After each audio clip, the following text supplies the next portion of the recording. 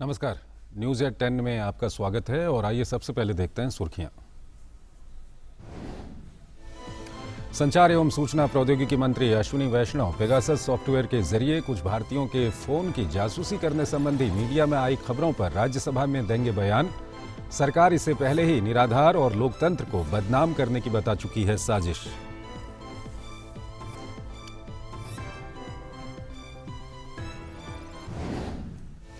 संसद के मॉनसून सत्र के दूसरे दिन आज लोकसभा में फैक्टरिंग विनियमन संशोधन विधेयक और राष्ट्रीय खाद्य प्रौद्योगिकी उद्यमिता और प्रबंधन संस्थान विधेयक किया जाएगा पेश। राज्यसभा में नौवहन के लिए सामुद्रिक सहायता विधेयक पर होगी चर्चा। देश में पिछले 24 घंटों में 30,000 से अधिक नए मामले, 125 दिनों में सबसे कम दैनिक बढ़ोतरी। कुल वैक्सीनेशन का आंकड़ा 41,18,46,000। सुप्रीम कोर्ट में बकरीद त्योहार से पहले कोविड-19 प्रतिबंधों में ढील देने के केरल सरकार के फैसले के खिलाफ एक याचिका पर आज सुनवाई। राज्य सरकार ने त्योहार के मद्देनजर राज्य में 3 दिनों के लिए लॉकडाउन प्रतिबंधों में ढील देने का किया है फैसला।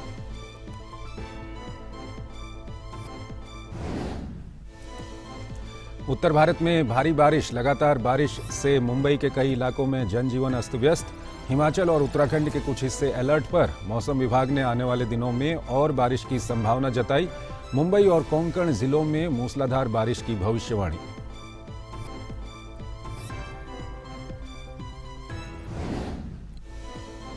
राजनयिक मिशनों और अफगानिस्तान में नेटो के प्रतिनिधि ने तालिबान से हिंसा रोकने को कहा।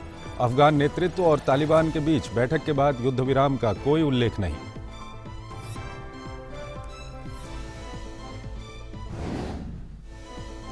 और कोलंबो में आज भारत और श्रीलंका के बीच दूसरा वनडे सीरीज के पहले मुकाबले में मेजबान टीम को आसानी से हराकर भारत की सीरीज पर कब्जा करने की होगी कोशिश।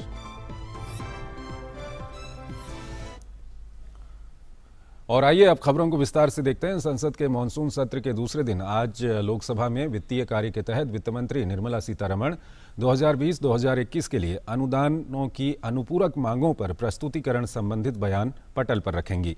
साथ ही वित्त मंत्री 2017-2018 के लिए अनुदानों की अतिरिक्त मांगों पर प्रस्तुतिकरण संबंधित बयान भी सदन के पटल पर रखेंगी।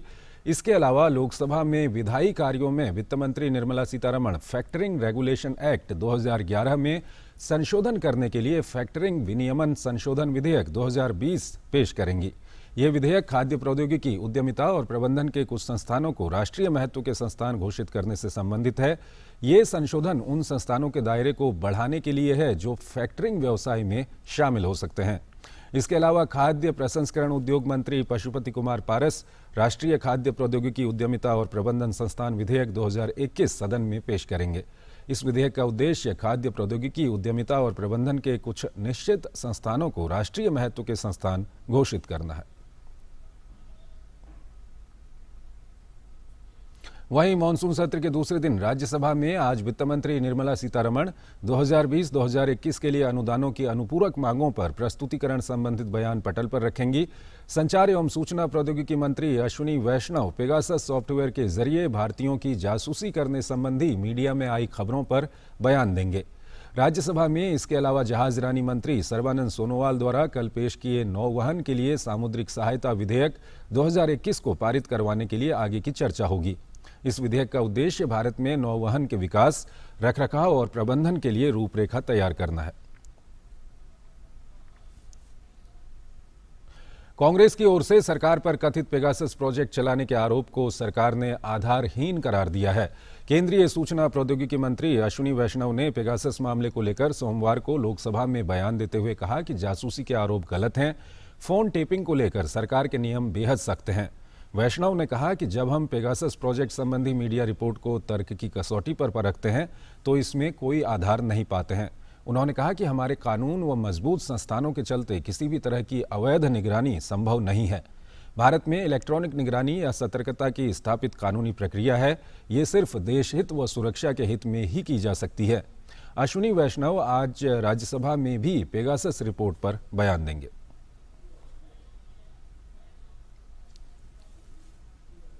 पेगासस विवाद पर गृह मंत्री अमित शाह ने कहा कि भारत को विकास के पथ से भटकाने के लिए अड़चनें व रोड़े डालने वाले अपनी साजिशों में कामयाब नहीं होंगे। अमित शाह ने ट्वीट कर कहा कि विघटनकारी और अवरोधक शक्तियां अपने षड्यंत्रों से भारत की विकास यात्रा को नहीं रोक पाएंगी। मानसून सत्र देश में विकास के नए मापदंड स्थापित करेगा। भारतीय जनता पार्टी के संसदीय दल की बैठक हो रही है। बैठक में भाग लेने के लिए प्रधानमंत्री नरेंद्र मोदी पहुंचे हैं। ये हम आपको दृश्य दिखा रहे हैं। इसके अलावा बैठक में भाग लेने के लिए गृह मंत्री अमित शाह, केंद्रीय मंत्री भूपेंद्र यादव, सर्बानंद सोनोवाल और भाजपा के राष्ट्रीय अध्यक्ष जेपी नड्डा बैठक में शामिल हो रहे हैं। तो ये कुछ देर पहले के दृश्य हम आपको दिखा रहे हैं। प्रधानमंत्री नरेंद्र मोदी इस बैठक में शामिल होने के लिए वहां पर पहुंचे हैं और उसके अलावा बीजेपी के वरिष्ठ नेता वहां पर पहुंचे हैं। वरिष्ठ केंद्रीय मंत्री भी वहां पर मौजूद हैं।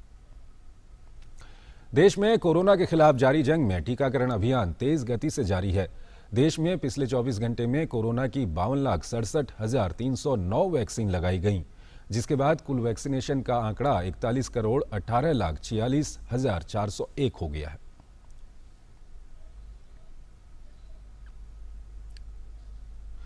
देश में कोरोना वायरस के दैनिक मामलों में लगातार गिरावट दर्ज की जा रही है। भारत में लगातार घटते मामलों के बीच 125 दिनों बाद कोरोना वायरस के सबसे कम नए मामले दर्ज किए गए हैं।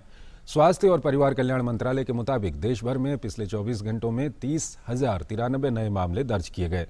वहीं पिछले 24 घंटों में 45,254 मरीज उपचार करवाकर स्वस्थ हो चुके हैं, जिसके बाद देश में रिकवरी रेट बढ़कर 97.37% हो गया है। सक्रिय मामलों की संख्या 4,06,130 हो गई है। साप्ताहिक पॉजिटिविटी रेट वर्तमान में 2.06% है और दैनिक पॉजिटिविटी रेट 1.68% हो गई है, जो लगातार 29 दिन से 3% से कम पर बनी हुई है। इस सबके बीच भारतीय चिकित्सा अनुसंधान परिषद के अनुसार भारत में कल कोरोना के लिए 17,92,336 सैंपल टेस्ट किए गए। वहीं कल तक कुल 44,43,41,133 सैंपल टेस्ट किए जा चुके हैं। उत्तराखंड सरकार ने कुछ सुविधाओं के साथ कोविड कर्फ्यू एक सप्ताह के लिए और बढ़ा दिया है। राज्य के भीतर यात्रा करने वालों को नेगेटिव आरटी-पीसीआर या रैपिड एंटीजन टेस्ट रिपोर्ट अब नहीं दिखानी होगी। दुकानें और बाजार सुबह 8 बजे से रात के 9 बजे तक सप्ताह में 6 दिन खुले रहेंगे। इससे पहले दुकानें खुलने का समय सुबह 8 बजे से शाम 7 बजे तक था। प्रशासन ने वाटर पार्कों को भी 50% की क्षमता के साथ खोलने की अनुमति दे दी है। बढ़े हुए कर्फ्यू अवधि के दौरान भी शुरुआत के दिनों में जारी दिशा निर्देश लागू रहेंगे। पश्चिम बंगाल सरकार ने कोविड-19 स्थिति के मद्देनजर अन्य राज्यों से हवाई जहाज से आने वाले यात्रियों के लिए नई गाइडलाइन जारी की है। इसके तहत सभी यात्रियों को कोविड के दोनों टीके का प्रमाण पत्र या आरटी-पीसीआर नेगेटिव रिपोर्ट अनिवार्य दिखानी होगी। वहीं आरटीपीसीआर टेस्ट रवाना होने से 72 घंटे पहले का होना चाहिए। इसके पहले ये नियम केवल सर्वाधिक प्रभावी 5 राज्यों के लिए लागू किया गया था। अंडमान और निकोबार कमान के commander in chief lieutenant general Ajay Singh ने सोमवार को पोर्ट ब्लेयर में भारतीय नौसेना अस्पताल INHS धनवंतरी में एक ऑक्सीजन उत्पादन सुविधा का उद्घाटन किया। इस संयंत्र को कोविड-19 की स्थिति के बीच अंडमान और निकोबार द्वीप समूह में चिकित्सा संबंधी सुविधाएं बढ़ाने के लिए स्थापित किया गया है। संयंत्र की स्थापना अंडमान और निकोबार कमान द्वारा Messrs ITT cementation India limited, जो कमान में एक प्रमुख समुद्री बुनियादी ढांचा परियोजना का कार्य कर रही है, के माध्यम से की गई। ये सुविधा चिकित्सा ग्रेड ऑक्सीजन के उत्पादन के लिए केवल अस्पताल के भीतर कैप्टिव इन हाउस होगी। ये निर्दिष्ट बिस्तरों को चिकित्सा ऑक्सीजन की निरंतर आपूर्ति सुनिश्चित करेगी। इस प्रकार अंडमान और निकोबार द्वीप समूह में कोविड-19 महामारी के खिलाफ लड़ाई में भारी सहायता प्रदान करेगी और आत्मनिर्भरता को बढ़ाएगी। सुप्रीम कोर्ट में बकरीद त्योहार से पहले कोरोना पाबंदियों में ढील देने के केरल सरकार के फैसले के खिलाफ जनहित याचिका पर आज सुनवाई होनी है। कल केरल सरकार ने इस मामले में सुप्रीम कोर्ट में जवाब दाखिल करते हुए बकरीद पर बाजार और दुकानें खोलने के लिए दी गई 3 दिन की ढील का बचाव किया है। केरल सरकार ने जवाब दाखिल करते हुए कहा कि प्रतिबंध और आर्थिक मंदी लोगों के जीवन को गंभीर रूप से प्रभावित कर रही है। केरल के मुख्य सचिव BP जॉय द्वारा सुप्रीम कोर्ट में दायर एक हलफनामे में स्पष्ट किया गया, लॉकडाउन हमेशा के लिए नहीं चल सकता। मंदी से परेशान व्यापारियों को राहत देने के लिए त्योहार पर दुकान खोलने की इजाजत दी गई है। केरल सरकार ने कहा है कि बीमारी के प्रसार को नियंत्रित करने के लिए विशेष उपाय किए जा रहे हैं। हालांकि सरकार की ओर से दी गई रियायतों का फायदा लोगों ने उठा लिया है। लॉकडाउन में राज्य सरकार ने 18 से 20 जुलाई तक के लिए ढील दी थी। राज्य सरकार के इस फैसले को सुप्रीम कोर्ट में चुनौती दी गई है। मुंबई की अपराध शाखा ने कारोबारी और अभिनेत्री शिल्पा शेट्टी के पति राज कुंद्रा को अश्लील फिल्में बनाने और उन्हें कुछ ऐप पर जारी करने के सिलसिले में गिरफ्तार किया है। अपराध शाखा पुलिस ने कहा है कि कुंद्रा इस मामले में मुख्य साजिशकर्ता के रूप में सामने आए हैं और इस बारे में पुलिस के पास पर्याप्त सबूत हैं। इस मामले में अब तक 11 अन्य लोगों को गिरफ्तार किया गया है। ये मामला फरवरी 2021 में दर्ज हुआ था। आज राज कुंद्रा को मुंबई की अदालत के समक्ष पेश किए जाने की संभावना है। दक्षिण पश्चिम मानसून के कारण आज भी देश के कई हिस्सों में बारिश का सिलसिला जारी रहेगा। मौसम विभाग ने आज व आने वाले दिनों में और बारिश की भविष्यवाणी की है। अगले 24 घंटों के दौरान हरियाणा, दिल्ली, जम्मू कश्मीर, उत्तराखंड, हिमाचल प्रदेश, पश्चिम बंगाल, सिक्किम, अंडमान और निकोबार द्वीप, राजस्थान, कर्नाटक, उत्तर प्रदेश, बिहार, मध्य प्रदेश और महाराष्ट्र में मध्यम से भारी बारिश हो सकती है। कल हुई बारिश से सबसे ज्यादा प्रभावित मुंबई और दिल्ली रही। जगह जगह जल जमाव से जनजीवन बुरी तरह से प्रभावित हुआ है और कई लोगों को अपनी जान भी गंवानी पड़ी है। महाराष्ट्र के लिए मौसम विभाग ने पूर्वानुमान जताते हुए मुंबई, ठाणे, पालघर, रायगढ़, रत्नागिरी और सिंधुदुर्ग जिलों के लिए और पुणे, सतारा और कोल्हापुर के लिए अगले 24 घंटों में अत्यधिक भारी वर्षा के लिए रेड अलर्ट जारी किया है। साथ ही मौसम विभाग ने 20 जुलाई से 23 जुलाई तक इन जिलों के लिए ऑरेंज अलर्ट भी जारी किया। राज्य के बाकी हिस्सों में अगले 5 दिनों में अलग अलग स्थानों पर भारी बारिश और हल्की से मध्यम बारिश होने की संभावना है। कल महाराष्ट्र के ठाणे जिले के कलवा इलाके में लगातार बारिश के कारण झुग्गी बस्ती पर एक विशालकाय पत्थर के लुढ़क कर गिरने से एक परिवार के 3 नाबालिगों सहित 5 सदस्यों की मौत हो गई। रायगढ़ में 3 लोगों के डूबने की आशंका है, जबकि एक 4 वर्षीय बच्चे की पालघर में खुले नाले में गिरने से मौत हो गई है।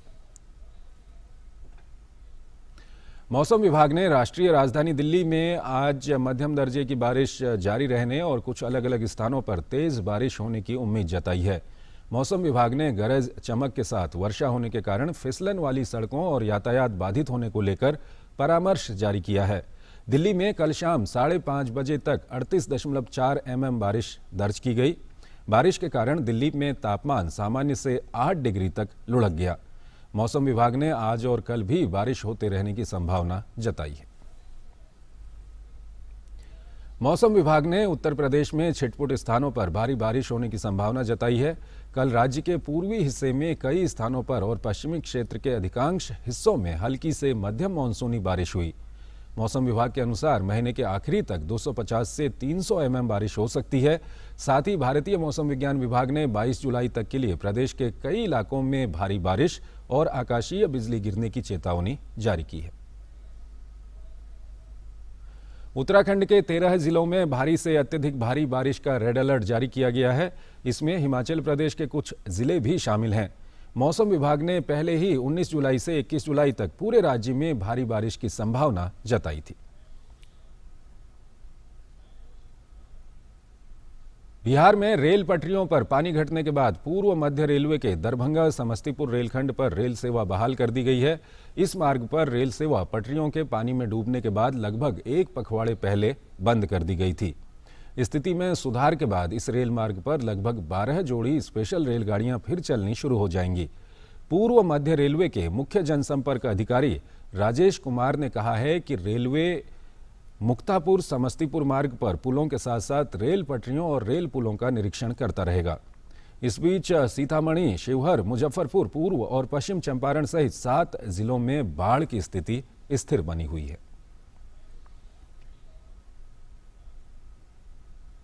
मुंबई में बारिश एक बार फिर तेज हो गई है। कुछ समय तक वर्षा का दौर कम हुआ था, लेकिन उसके बाद फिर मूसलाधार बारिश से कई क्षेत्रों में पानी भर गया है और यातायात बाधित है। मुंबई में मौसम विभाग के प्रमुख डॉक्टर जयंत सरकार ने कहा कि अगले 24 घंटों में अत्यधिक तेज बारिश होने की आशंका है। मुंबई महानगर क्षेत्र के लिए एक दिन का रेड अलर्ट जारी किया गया है। कल से शुक्रवार तक ऑरेंज अलर्ट जारी किया गया है। मध्य रेलवे ने जल भराव के कारण ठाणे और दीवा के बीच स्लो लाइन पर लोकल ट्रेन सेवाएं निलंबित कर दी हैं। पश्चिमी और हार्बर लाइनों सहित अन्य सभी लाइनों पर ट्रेन सेवाएं चल रही हैं। कल्याण, डोंबिवली में मूसलाधार बारिश के कारण जनजीवन पर बुरा असर पड़ा है। ठाणे में भी तेज बारिश के कारण जलाशय लबालब भर गए हैं। नवी मुंबई में भी मूसलाधार बारिश के कारण कई जगह पानी भर गया है। रायगढ़ जिले में तेज बारिश के कारण दुर्शेट, बलवली और खरोशी गांवों में जलभराव की स्थिति उत्पन्न हो गई है। तेज बारिश के कारण जीते चूना भट्टी में 205 घरों को नुकसान पहुंचा है और 20 परिवारों को सुरक्षित स्थानों पर भेजा गया है। श्रीपाद नाइक ने आज पर्यटन मंत्रालय में राज्य मंत्री के रूप में कार्यभार संभाला। ट्रांसपोर्ट भवन स्थित पर्यटन मंत्रालय में श्रीपाद नाइक ने अपना कार्यभार संभाला। श्रीपाद यसो नाइक पर्यटन मंत्रालय में राज्य मंत्री के रूप में कार्यभार संभालने से पहले आयुष मंत्रालय में राज्य मंत्री स्वतंत्र प्रभार थे। वो गोवा से लोकसभा के 5 बार निर्वाचित सदस्य हैं। इससे पहले उन्होंने स्वास्थ्य और परिवार कल्याण मंत्रालय, पर्यटन मंत्रालय स्वतंत्र प्रभार, संस्कृति मंत्रालय स्वतंत्र प्रभार सहित विभिन्न मंत्रालयों में केंद्रीय राज्य मंत्री के रूप में भी काम किया है। वो रक्षा मंत्रालय और अन्य विभिन्न महत्वपूर्ण समितियों के सदस्य भी रहे हैं। कृषि क्षेत्र में आत्मनिर्भर भारत अभियान के जरिए केंद्र सरकार लगभग 11,000 करोड़ रुपए खर्च कर खाद्य प्रसंस्करण इकाइयां लगाने की योजना पर काम कर रही है। सरकार की इस योजना से किसानों की आर्थिक तरक्की सुनिश्चित करने के मसले पर हमारे संवाददाता ओपी यादव ने बात की केंद्रीय खाद्य प्रसंस्करण मंत्री पशुपति कुमार पारस से।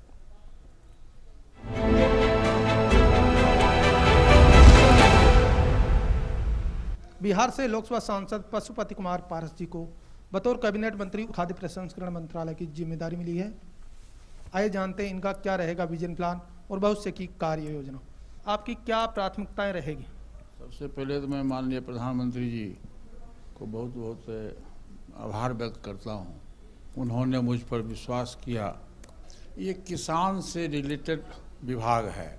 प्रधानमंत्री नरेंद्र मोदी जी आत्मनिर्भर भारत अभियान के एक भाग के रूप में खाद्य प्रसंस्करण उद्योग के लिए नई लिंक प्रोत्साहन योजना लागू की है।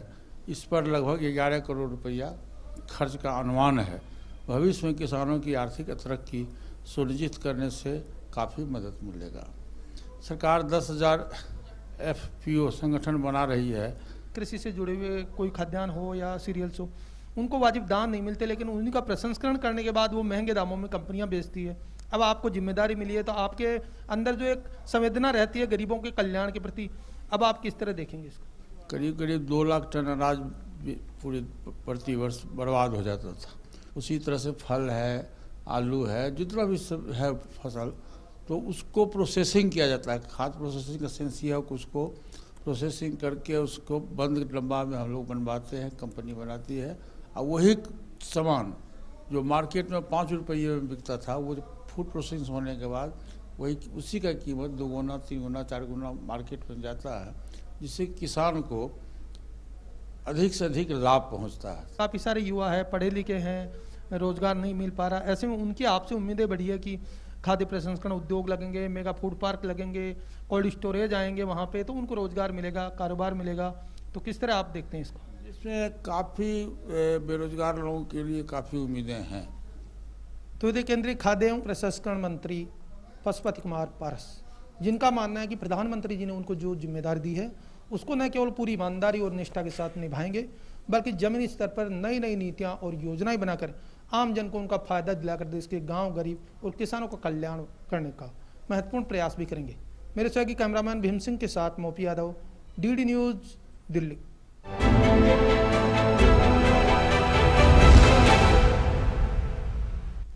दालों की बढ़ती कीमतों को नियंत्रित करने के बाद केंद्र सरकार ने महत्वपूर्ण कदम उठाए हैं, जिससे किसानों को काफ़ी मदद मिलेगी।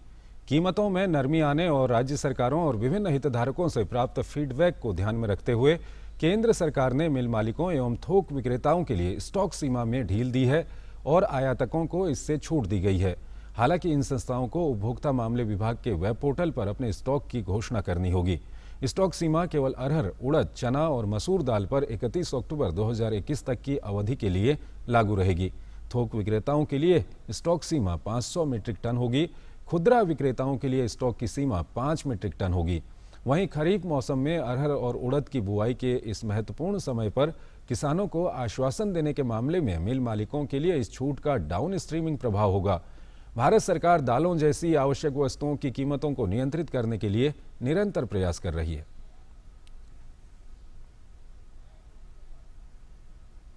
प्रधानमंत्री नरेंद्र मोदी ने श्री संस्थान गोकर्ण परतागली जीवोत्तम मठ के श्रीमद विद्याधिराज तीर्थ श्रीपद वादेर स्वामी जी के निधन पर दुख व्यक्त किया है।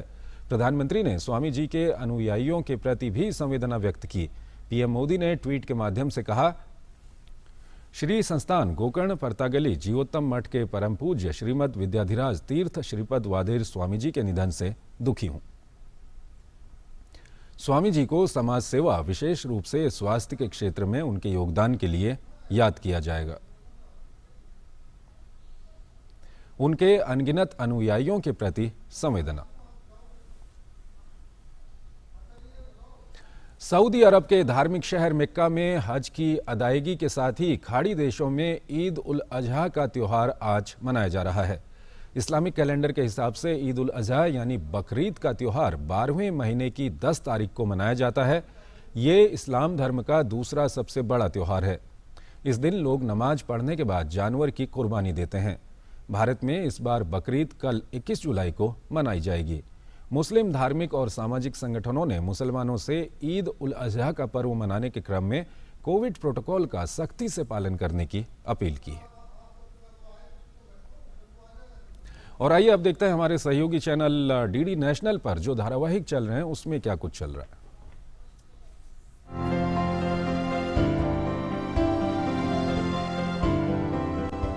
नमस्कार, DD प्रीमियर्स देख रहे हैं आप और आपके साथ मैं हूं शहला निगार। जैसा कि आप सब जानते ही हैं कि अपने इस खास कार्यक्रम में हम बात करते हैं दूरदर्शन के विभिन्न नेटवर्क्स पर प्रसारित किए जाने वाले शानदार कार्यक्रमों की। तो शुरुआत करते हैं पौराणिक धारावाहिक श्री गणेश के साथ और देखते हैं कि आज क्या कुछ खास रहने वाला है इस धारावाहिक में। गणाध्यक्ष नंदी महाराज अब दिव्य शिवपुत्र का शीघ्र ही कैलाश पर परम पावन आगमन होगा। शिवपुत्र नंदी महाराज, शिवपुत्र को कैलाश लाने का सौभाग्य तुम्हें प्राप्त होगा। तुम शिवगुणों को अपने साथ लेकर कृतिकाओं के नक्षत्र लोक जाओ। हम तुम्हें वहां पहुंचने की दिव्य शक्ति प्रदान करते हैं। तो देखते रहिए धारावाहिक श्री गणेश, सोमवार से शुक्रवार रात 9 बजे DD नेशनल पर। और धारावाहिक द्रौपदी में आज आप देखेंगे कि यज्ञ में शामिल होने के लिए इंद्रप्रस्थ आए सभी अतिथिगण इंद्रप्रस्थ की विशालता और भव्यता देखकर अभिभूत हो जाते हैं। कुछ समय पूर्व खंडक निर्जन खंडप्रस्थ था।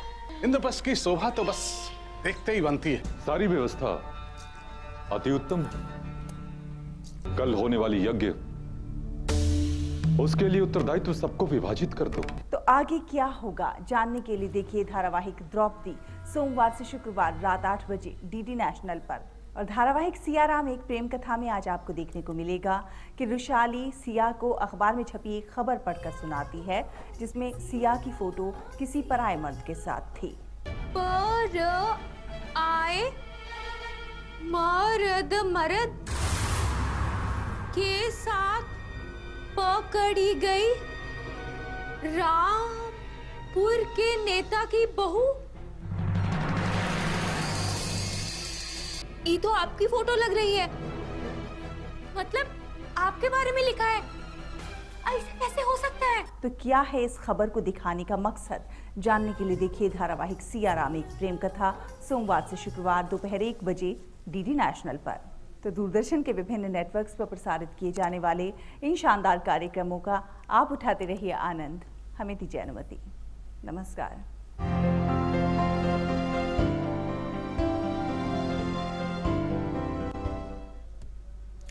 विश्व स्वास्थ्य संगठन ने कोरोना वायरस की उत्पत्ति का पता लगाने के लिए अगले चरण की योजना की घोषणा की है। इस योजना में चीन सहित जांच के लिए 5 क्षेत्र शामिल हैं। WHO के नेतृत्व वाली एक टीम ने मार्च में वुहान का दौरा किया था। टीम के सदस्य कोरोना वायरस की उत्पत्ति का पता लगाने के लिए 4 हफ्ते तक वहां जांच पड़ताल करते रहे, लेकिन इस दौरान चीनी शोधकर्ता उनके साथ साए की तरह साथ बने रहे। बाद में संयुक्त रिपोर्ट में टीम ने किसी अन्य जानवरों के जरिए चमगादड़ों से मानव में कोरोना वायरस के फैलने की आशंका जताई थी। जांच के अगले चरण में मनुष्यों में इस वायरस के पहले मामले की विस्तार से या इसके लिए कौन से पशु जिम्मेदार हैं, ये पता लगाने की कोशिश की जाएगी। दुनिया भर में कोरोना संक्रमण के मामले 19 करोड़ 16 लाख से ज्यादा हो गए हैं।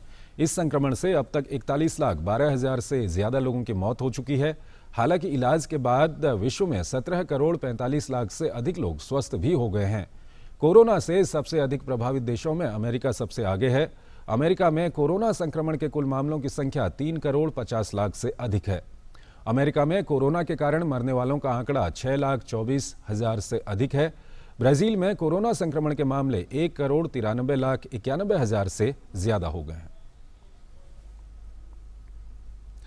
ब्रिटिश प्रधानमंत्री बोरिस जॉनसन ने सोमवार को कहा कि वो दोहरे टीकाकरण के प्रमाण को नाइट क्लबों और अन्य स्थानों में प्रवेश के लिए शर्त बनाएंगे, जहां सितंबर के अंत से बड़ी भीड़ जमा हुई थी। कोविड-19 महामारी शुरू होने के बाद से सोमवार को बिना किसी प्रतिबंध के शुरू हुए लाइव संगीत कार्यक्रमों में भाग लेने के लिए क्लबों में लोगों की भीड़ लग गई। ब्रिटिश सरकार ने इंग्लैंड में नाइट क्लबों को फिर से खोल दिया है और लगभग सभी कोरोना वायरस उपायों को इस उम्मीद के साथ रोक दिया है कि सामूहिक टीकाकरण कोविड-19 की एक और घातक लहर को बचाव करेगा। ब्रिटेन ने सोमवार को इंग्लैंड में कोविड-19 के कारण 1 साल से अधिक समय से जारी लॉकडाउन प्रतिबंधों को समाप्त कर दिया है। ब्रिटेन में कोविड-19 से मरने वालों का आंकड़ा 1,28,708 है। कोरोना से हुई मौतों के मामले में ब्रिटेन दुनिया में 7वें स्थान पर है।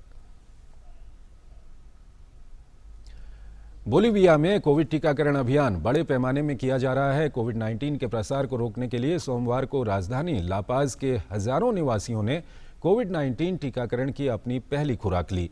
लापाज की सरकार ने शहर में 12 टीकाकरण केंद्र स्थापित किए हैं, जिनका उद्देश्य क्षेत्र की कम से कम 70% आबादी का टीकाकरण करना है। बोलीविया की सरकार ने अपने टीकाकरण कार्यक्रम को और आगे बढ़ाने की मांग की है। टीकाकरण अभियान के तहत देश में अब तक 30 लाख से अधिक कोविड टीके लगाए गए, जिनमें से 20 से 30 लाख लोगों ने कोरोना की अपनी पहली खुराक ली। वहीं 7 लाख से अधिक लोगों ने कोविड-19 की दोनों खुराक ले ली हैं। बोलीविया में कोरोना वायरस संक्रमण के मामले 4,62,000 से अधिक हैं। वहीं इस महामारी से अब तक 17,458 लोग अपनी जान गंवा चुके हैं। हैती ने अमेरिका से 5 लाख टीके मिलने के बाद अपने नागरिकों का टीकाकरण शुरू कर दिया है। ये टीके कोवैक्स टीका वितरण योजना के तहत किए गए हैं। हैती के अधिकारियों के अनुसार सबसे पहले अग्रिम पंक्ति के स्वास्थ्य कर्मचारियों को टीका दिया जाएगा। इसके बाद बुजुर्गों और गंभीर बीमारी वाले लोगों का नंबर आएगा। हैती विश्व के कुछ ऐसे देशों में शामिल था जहां अब तक टीकाकरण शुरू नहीं किया गया था। यद्यपि कुछ निजी कंपनियों ने अपने कर्मचारियों में टीके वितरित किए थे। पिछले साल कोरोना पर काबू रखने में सफल रहे क्यूबा में इस बार महामारी का प्रकोप देखा जा रहा है। इसकी वजह से स्वास्थ्य सेवाओं पर दबाव बढ़ गया है और कई विरोध प्रदर्शन भी हुए हैं।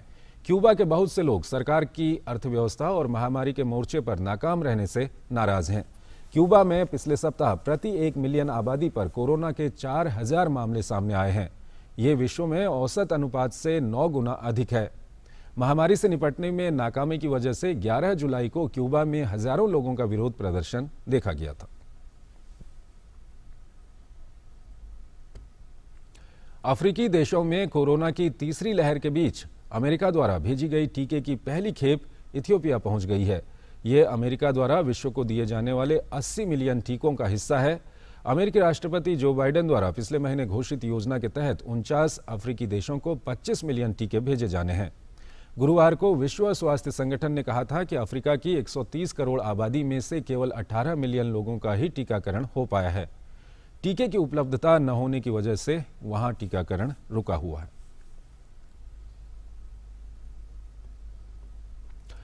अफगानिस्तान में छिड़ी हिंसा को रोकने के लिए 15 देशों के राजनयिक मिशनों और नेटो के प्रतिनिधियों ने तालिबान से अपील की है कि वो जंग रोक दें।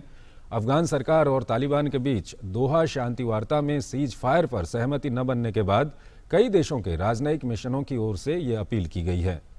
नेटो के प्रतिनिधियों और 15 राजनयिक मिशनों ने अपने बयान में कहा, तालिबान को अपने हथियार डाल देने चाहिए और दुनिया को ये बताना चाहिए कि वो शांति प्रक्रिया का सम्मान करता है और उसके लिए प्रतिबद्ध है। ऑस्ट्रेलिया, कनाडा, चेक Republic, Denmark, Germany, Netherlands, Spain, Sweden, Britain और अमेरिका समेत कई देशों ने तालिबान से ये अपील की है।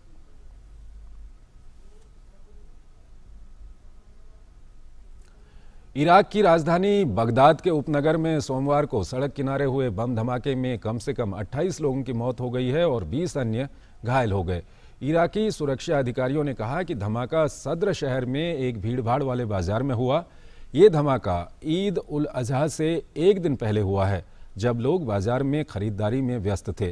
किसी भी संगठन ने धमाके की जिम्मेदारी नहीं ली है। इराक में इस साल ये तीसरी बार है जब घनी आबादी वाले किसी बाजार में इस तरह धमाका किया गया है।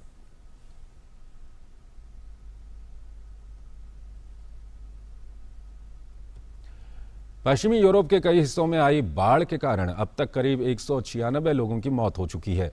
वहीं सैकड़ों लोग लापता हैं। इस बीच जर्मन अधिकारियों ने बाढ़ के दौरान किए गए बचाव कार्य को लेकर सफाई दी है।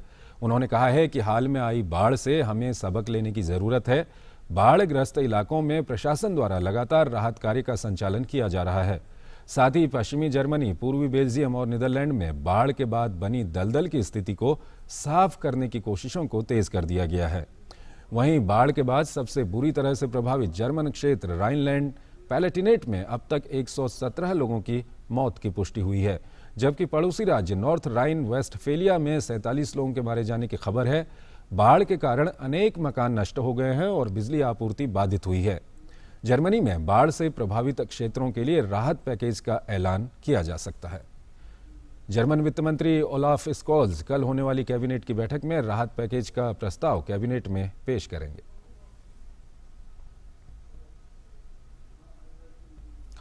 अमेरिका के पश्चिमी राज्यों में जंगल में फैली आग और भीषण होती जा रही है। कैलिफोर्निया राज्य के उत्तर में महज 25% हिस्से में ही आग पर काबू पाया जा सका है।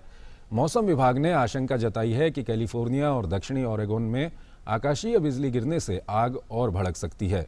जलाशयों और वन के पास रहने वाले 2000 लोगों समेत हजारों लोगों को सुरक्षित स्थानों पर जाने का आदेश दिया गया है।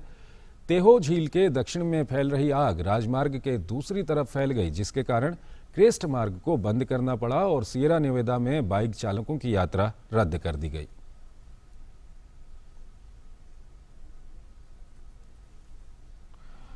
रूस में जंगल की आग भीषण रूप ले रही है। गर्मी की वजह से फैलती जा रही इस आग से याकुतिया क्षेत्र का 1.5 मिलियन इलाका सबसे प्रभावित है। अधिकारियों ने लोगों से कहा है कि वो घरों में रहें और धुएं से बचने के लिए खिड़कियां बंद रखें। कभी विश्व के सबसे ठंडे शहर के तौर पर जाने जाने वाले याकुत्स्क में कम दृश्यता के कारण उड़ानों का संचालन स्थगित करना पड़ा। रूस के जंगलों में हर साल आग लगने की घटनाएं होती हैं, लेकिन उत्तरी साइबेरियाई टुंड्रा में तापमान में हो रही असामान्य वृद्धि के बीच हाल के वर्षों में ये आग अधिक भीषण होती जा रही है।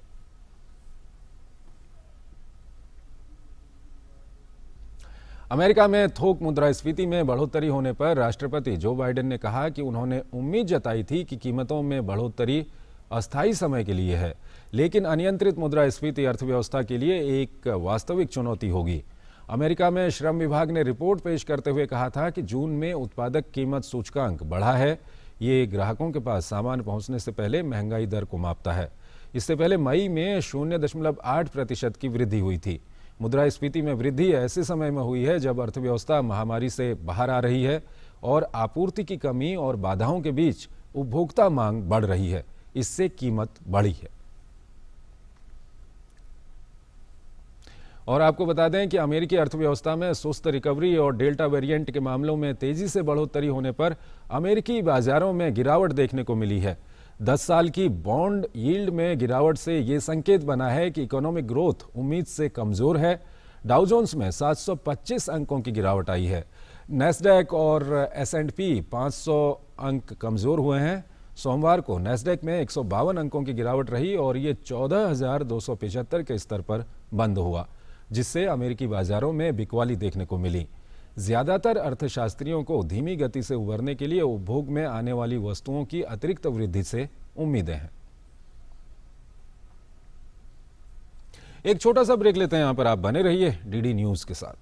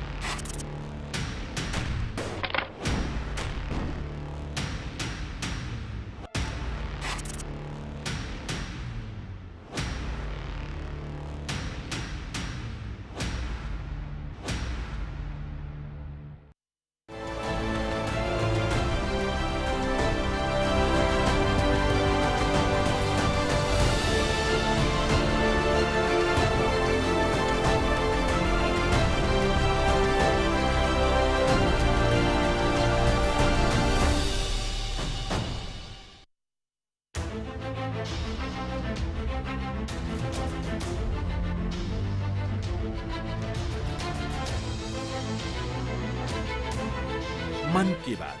माननीय प्रधानमंत्री श्री नरेंद्र मोदी भारत की जनता से साझा करेंगे अपने मन की बात रविवार 25 जुलाई सुबह 11 बजे। आप भी माननीय प्रधानमंत्री के मन की बात का हिस्सा बन सकते हैं। इसके लिए आप अपने सुझाव 22 जुलाई तक टोल फ्री नंबर 1800-117800 पर रिकॉर्ड कर सकते हैं या माईगॉव के ओपन फोरम में पोस्ट कर सकते हैं। तो याद रखें, रविवार 25 जुलाई सुबह 11 बजे मन की बात।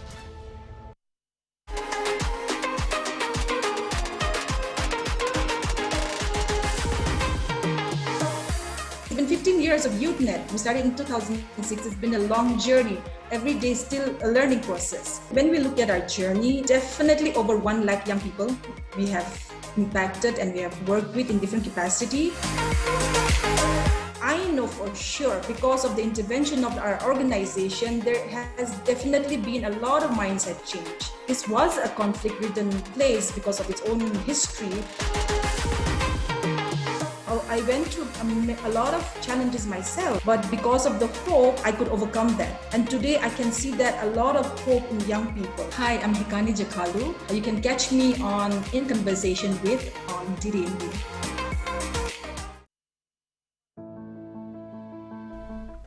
स्वागत है आपका। ब्रेक के बाद खेलों की बात करते हैं। भारत और श्रीलंका के बीच 3 एकदिवसीय अंतर्राष्ट्रीय क्रिकेट मैचों की श्रृंखला का दूसरा मैच आज कोलंबो में खेला जाएगा। मैच भारतीय समय के अनुसार दोपहर बाद 3 बजे से शुरू होगा। भारत ने रविवार को पहला मैच 7 विकेट से जीता था। श्रीलंका के 263 रन के लक्ष्य को भारत ने 37वें ओवर में ही हासिल कर लिया था। कप्तान शिखर धवन ने 95 गेंदों में नाबाद 86 रन की पारी खेली, जबकि अपना पहला मैच खेल रहे ईशान किशन ने 42 गेंद में 59 रन बनाए। पृथ्वी शॉ ने 24 गेंदों में 43 रन बनाए। तीसरा और अंतिम मैच 23 जुलाई को खेला जाएगा। दोनों टीमें 25 जुलाई से 3 2020 अंतर्राष्ट्रीय क्रिकेट मैच भी खेलेंगी।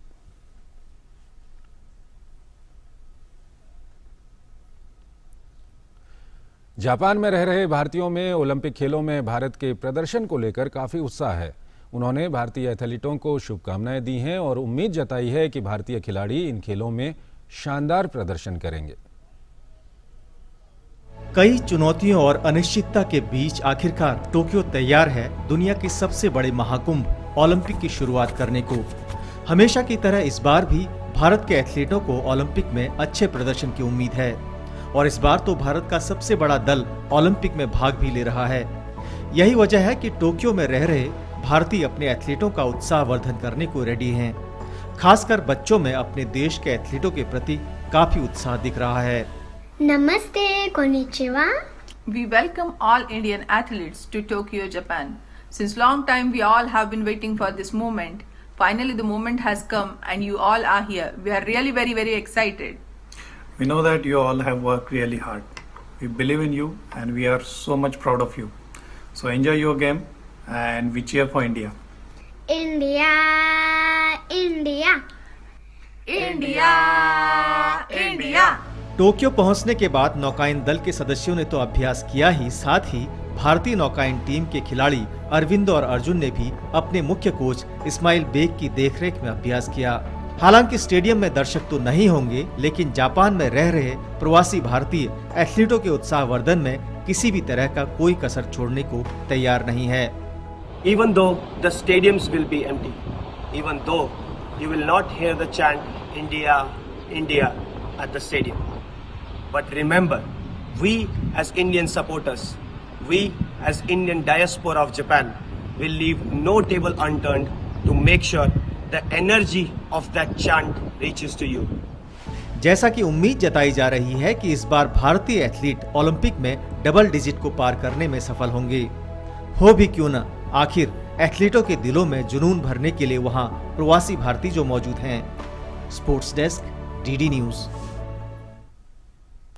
जेईई मेन परीक्षा 2021 के तीसरे सत्र की आज से शुरुआत हुई। पहले ये परीक्षा अप्रैल में होनी थी, लेकिन कोरोना महामारी की वजह से इसे स्थगित करना पड़ा था। नेशनल टेस्टिंग एजेंसी कंप्यूटर आधारित जेईई मेन परीक्षा का आयोजन कर रही है। कोरोना महामारी की चुनौतियों से निपटने के लिए इस बार 232 के बजाय 334 शहरों में परीक्षा का आयोजन हो रहा है। साथ ही हर शिफ्ट में परीक्षा केंद्रों की संख्या भी 660 से बढ़ाकर 828 कर दी गई है। परीक्षा 20, 22, 25 और 27 जुलाई को होगी, जिसके लिए कुल 7,09,000 से अधिक अभ्यर्थियों ने पंजीकरण कराया है। परीक्षा के दौरान कोविड-19 से जुड़े सभी दिशा निर्देश और प्रोटोकॉल का पालन किया जा रहा है। सभी अभ्यर्थियों को परीक्षा केंद्रों पर फेस मास्क मुहैया कराए जा रहे हैं। साथ ही अभ्यर्थियों की परीक्षा केंद्रों पर रिपोर्टिंग के अलग अलग वक्त निर्धारित किए गए हैं, ताकि एक ही वक्त पर अधिक भीड़ इकट्ठी न हो। इसके अलावा पर्याप्त सोशल डिस्टेंसिंग सुनिश्चित करते हुए परीक्षा हॉल में उनके बैठने की व्यवस्था की गई है।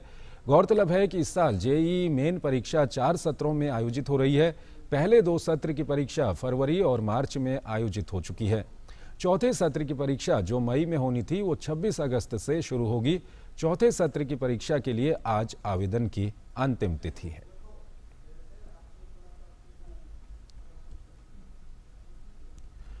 नींद की समस्या कई लोगों को प्रभावित करती है। अच्छी सेहत के लिए अच्छी नींद बहुत जरूरी है। अच्छी नींद के लिए क्या करना जरूरी है, इस विषय पर बात की हमारी संवाददाता किरण भारद्वाज ने डॉक्टर मंजरी त्रिपाठी से। देखिए। नींद और स्वास्थ्य का गहरा संबंध है।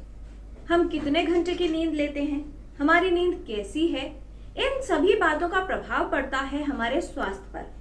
स्लीप हाइजीन क्या है, इसका क्या महत्व है और अच्छी नींद क्यों जरूरी है, ये समझने की आवश्यकता है। डॉक्टर मंजरी त्रिपाठी, नींद हमारे लिए क्यों आवश्यक है? स्लीप एक बहुत ही इम्पॉर्टेंट चीज़ है, क्योंकि अगर हमारी नींद ठीक नहीं है, हम अगले दिन फुल पोटेंशियल से काम नहीं कर पाएंगे और जो है सोते रहेंगे, उसकी वजह से फ्लाइट एक्सीडेंट्स हो सकते हैं या फिर ड्राइविंग के टाइम भी एक्सीडेंट्स हो सकते हैं।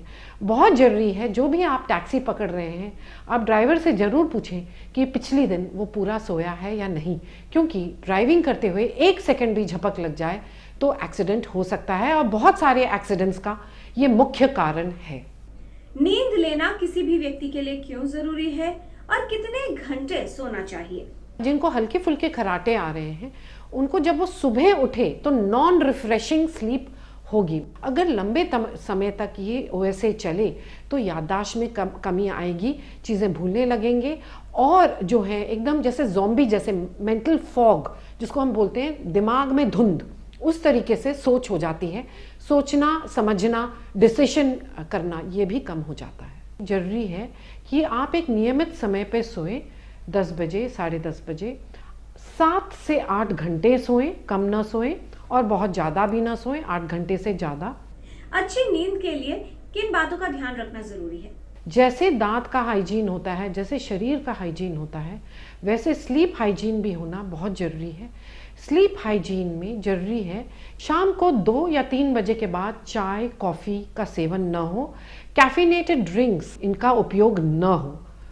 ये बहुत ज़रूरी है कि जो बेड है उसको हम सिर्फ नींद के लिए उपयोग करें और उसमें काम, लैपटॉप या आर्ग्यूमेंट्स या झगड़ा न हो, ताकि जैसे ही हम बेड पे जाएं तो हमको नींद आ जाए।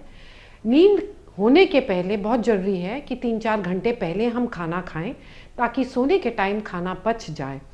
नींद आने के लिए बहुत ज़रूरी है कि आप रात को विगरस एक्सरसाइज न करें, जितनी जिमिंग करनी है 5 या 6 बजे तक ही सीमित रखें।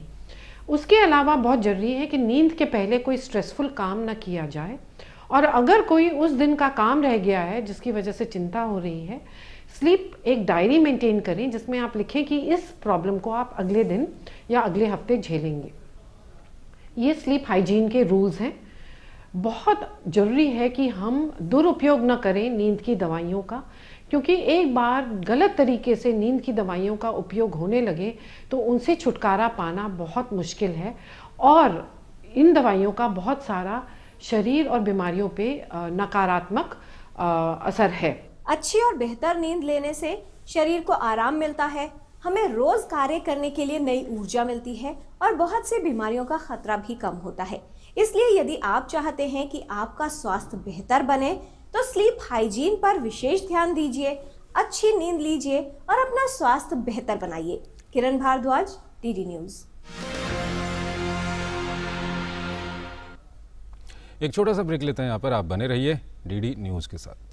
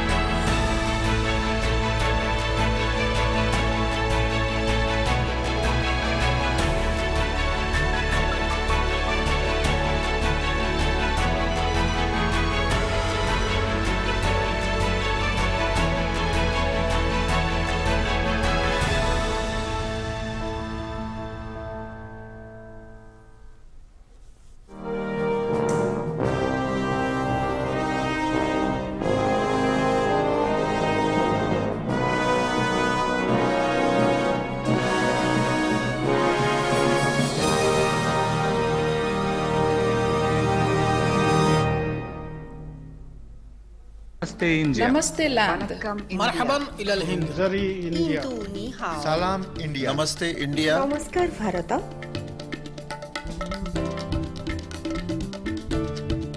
मुई इंडिया, नहनु हुनूर इंडिया, माँ हिंदी हस्ती, हिंदियान, सलाम हिंदुस्तान, वी आर इंडिया।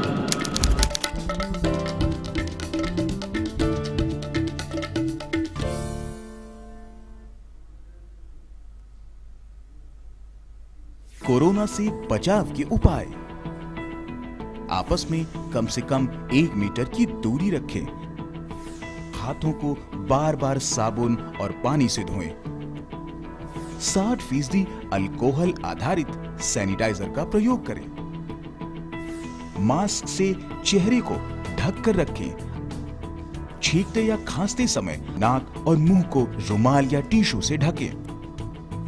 प्रयोग किए गए टिश्यू को तुरंत कूड़ेदान में डालें। सामाजिक आयोजनों और भीड़-भाड़ वाली जगहों से दूर रहें।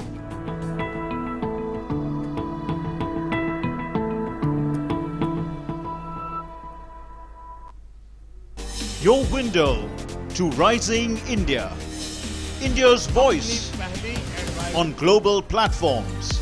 Latest news from India and around the world.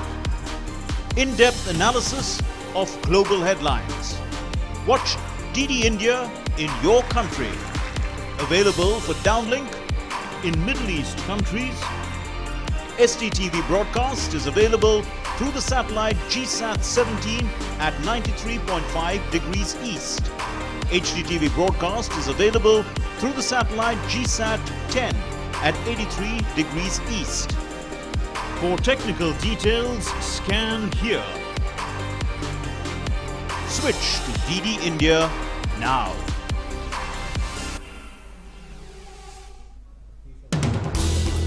हर दिन हर पल बनती खबरें, बदलती दुनिया, हम लेकर आते हैं आपके लिए बड़ी खबरें, संपूर्ण कवरेज ताकि आप रहें खबरों के बीच हमारे साथ। मिड डे प्राइम हिंदी सोमवार से शुक्रवार दोपहर 1 बजे सिर्फ डीडी न्यूज पर।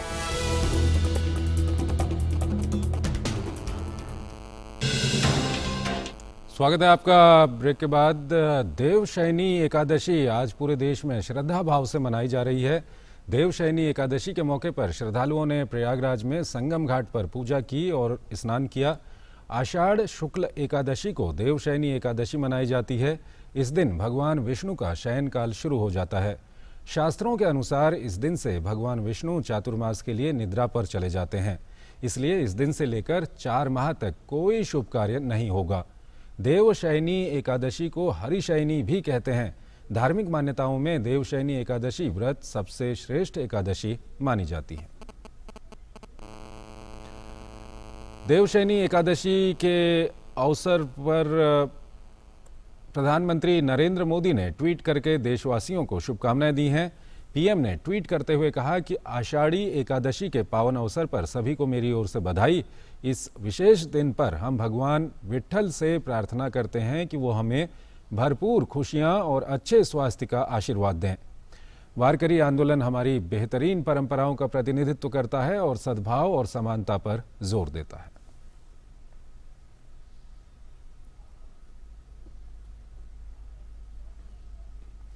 महाराष्ट्र के मुख्यमंत्री उद्धव ठाकरे ने अपनी पत्नी रश्मि ठाकरे के साथ आषाढ़ी एकादशी के शुभ अवसर पर सुबह पंढरपुर के विट्ठल रुक्मिणी मंदिर में महापूजा की।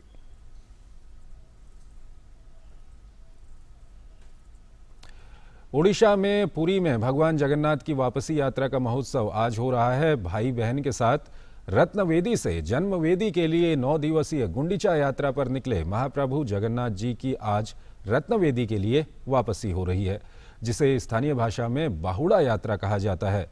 रथ यात्रा की ही तरह महाप्रभु की बाहुड़ा यात्रा होती है। लगातार दूसरे वर्ष महामारी के बीच यात्रा को सुचारू आयोजित करने के लिए व्यापक प्रबंध किए गए हैं। स्थानीय प्रशासन ने पुरी में यात्रा के आसपास के क्षेत्रों में कर्फ्यू लगा दिया है। छतों से यात्रा देखने पर भी रोक लगाई गई है और सभी प्रवेश स्थान सील कर दिए गए हैं। यहां तक कि वापसी यात्रा के रथ वो ही लोग खींचेंगे जो कोविड जांच में नेगेटिव पाए गए हैं। हालांकि श्रद्धालुओं के लिए इस वापसी यात्रा का टेलीविजन पर सीधा प्रसारण इस वक्त किया जा रहा है। ये दूरदर्शन का उड़िया चैनल है, जिसके जरिए आप लगातार देख सकते हैं। तो इस बुलेटिन में फिलहाल इतना ही। आप बने रहिए डीडी न्यूज के साथ। नमस्कार।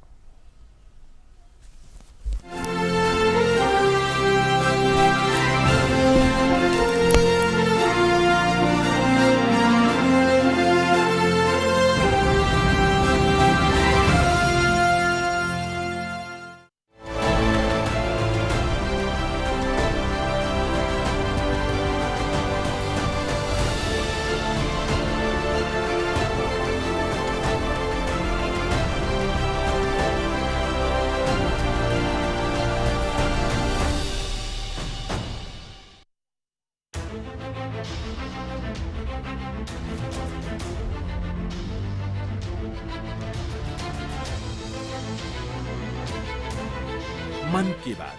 माननीय प्रधानमंत्री श्री नरेंद्र मोदी भारत की जनता से साझा करेंगे अपने मन की बात रविवार 25 जुलाई सुबह 11 बजे। आप भी माननीय प्रधानमंत्री के मन की बात का हिस्सा बन सकते हैं। इसके लिए आप अपने सुझाव 22 जुलाई तक टोल फ्री नंबर 1800-117800 पर रिकॉर्ड कर सकते हैं या माईगॉव के ओपन फोरम में पोस्ट कर सकते हैं। तो याद रखें, रविवार 25 जुलाई सुबह 11 बजे मन की बात।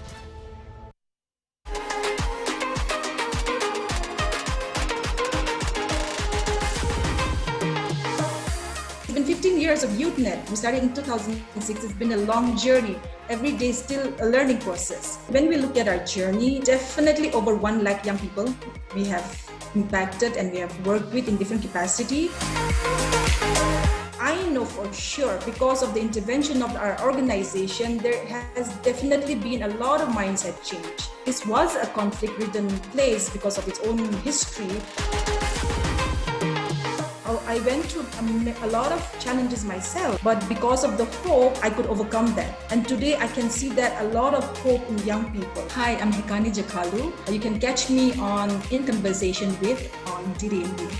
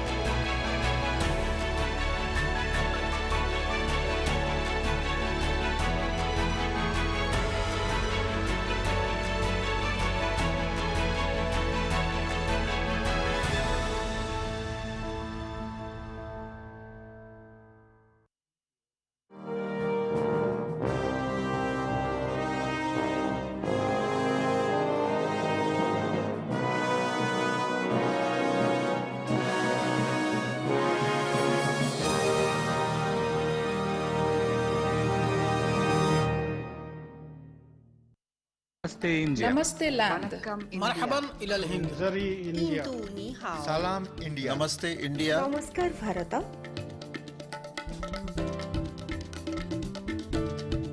मुई इंडिया।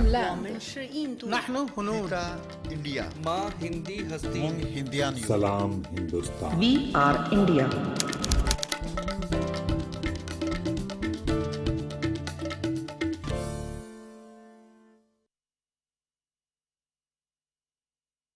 कोरोना से बचाव के उपाय।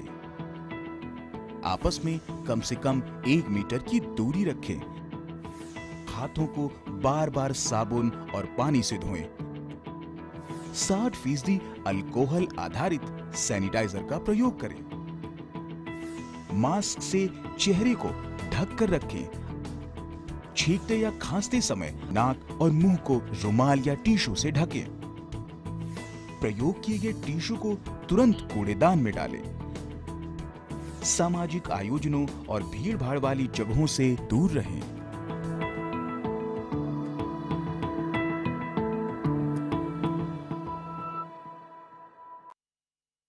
Your window to rising India. India's voice on global platforms. Latest news from India and around the world. In-depth analysis of global headlines. Watch DD India in your country. Available for downlink in Middle East countries.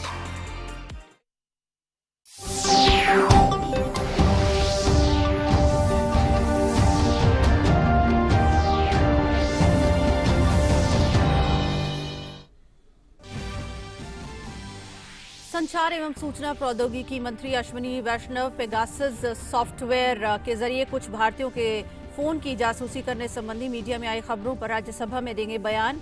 सरकार इससे पहले ही निराधार और लोकतंत्र को बदनाम करने की बात बता चुकी है साजिश। संसद के मॉनसून सत्र के दूसरे दिन आज लोकसभा में फैक्टरिंग विनियमन संशोधन विधेयक और राष्ट्रीय खाद्य प्रौद्योगिकी उद्यमिता और प्रबंधन संस्थान विधेयक किया जाएगा पेश। आइए आपको सीधे राज्यसभा लिए चलते हैं, जहां पर संचार और सूचना प्रौद्योगिकी मंत्री अश्विनी वैष्णव पेगासस सॉफ्टवेयर के मुद्दे पर बोल रहे हैं। Former member of this house on the 6th July 2021 at the age of 84 years, born in November 1936 at Charbati village in Jangir Champa district of Chhattisgarh. Sri Ramdhar Kashyap was educated at the CMD College and SBR College, Bilaspur.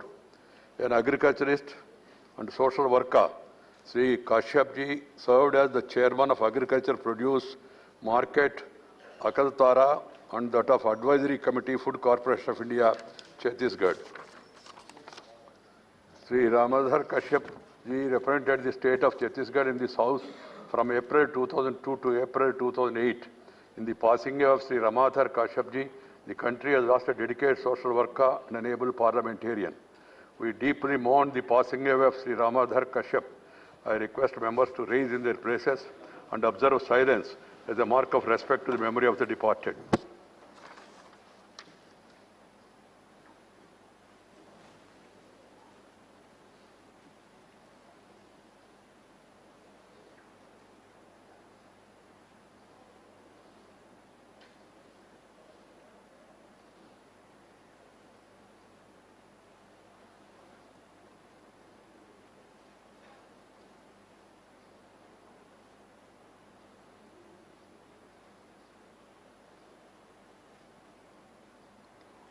Om Shanti, Shanti, Shanti. Secretary General will convey to the members of the bereaved family our sense of profound sorrow and deep sympathy.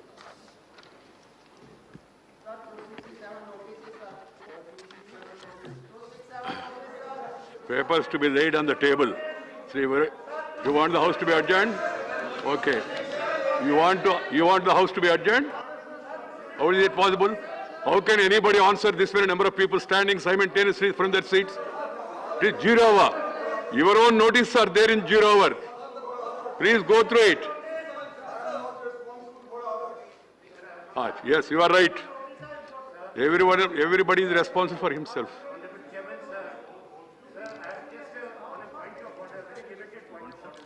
No.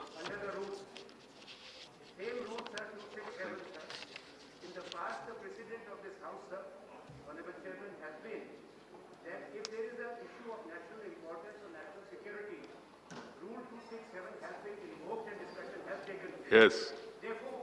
Request you, as long as this is in the rule book, sir, either we can remove 267, but please do consider House meets very sparingly because of this pandemic. Sittings are also restricted. There are issues of concern. We should not read only in the newspapers or see in the television, sir. I agree with you. Anand, yes, I got the point. My submission I have made, sir. I agree with you totally. There is a need for 267. I have been there in the House and I understand, and there is a problem of national security. Something serious happened. You have to suspend the business and then take up that matter, provided if the chairman goes through the notice and then admits it. The member has got every right to bring to my notice. If 15 people today, 17 people yesterday, they give notice under 267 on variety of issues. Some of them are ongoing for long, and some of them were totally discussed earlier. What is the way for the chairman to admit 15 267s or 17 267s and then take the House forward? There is a 0 hour, which today, a 0 hour, all 0 hour notices are given by you, and some of them have been admitted. And you should give opportunity to those people to have their 0 hour submission. That is more important. Then at the end of it, what are the notices I received? By whom? I will read it over also and give my own judgment. So till such time, one must bear with the chair in the larger interest of the House and the system, and then wait for the turn to come. What is Vesaredi?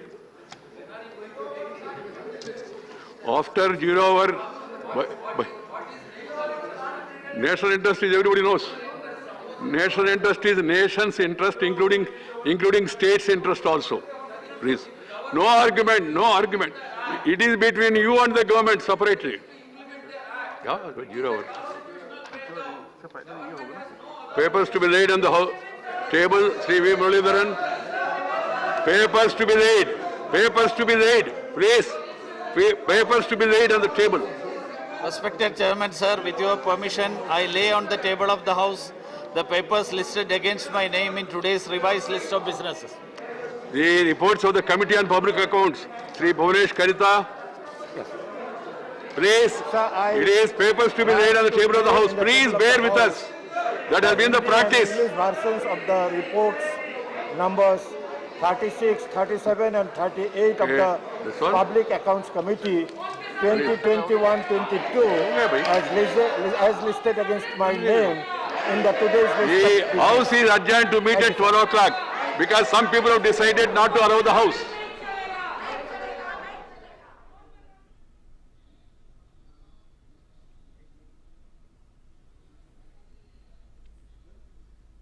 आप देख रहे थे राज्यसभा से सीधा प्रसारण वहां की proceedings का, लेकिन अभी राज्यसभा को स्थगित कर दिया गया है।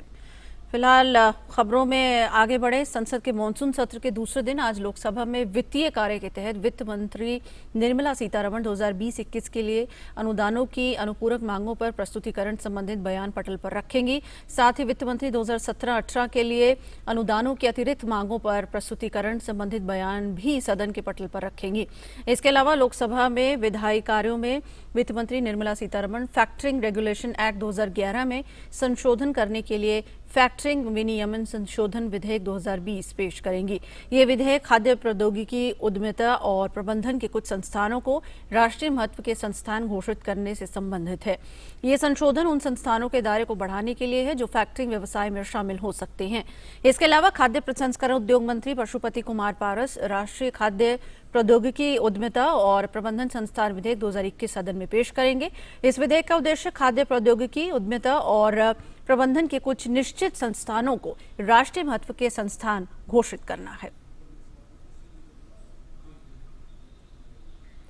और मानसून सत्र के दूसरे दिन राज्यसभा में आज वित्त मंत्री निर्मला सीतारमण 2020-21 के लिए अनुदानों की अनुपूरक मांगों पर प्रस्तुतिकरण संबंधित बयान पटल पर रखेंगी।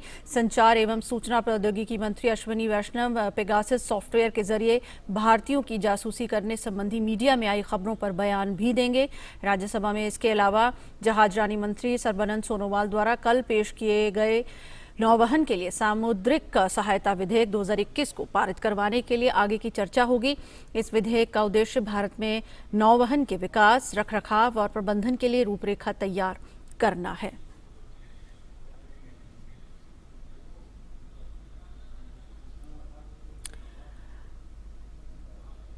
और मानसून सत्र का दूसरा दिन है, राज्यसभा को स्थगित कर दिया गया। संवाददाता नीरज हमारे साथ फोन लाइन पर जुड़े हैं। नीरज, आपसे बात करना चाहेंगे, दूसरा दिन और राज्यसभा को स्थगित करना पड़ा शोर शराबे के बीच।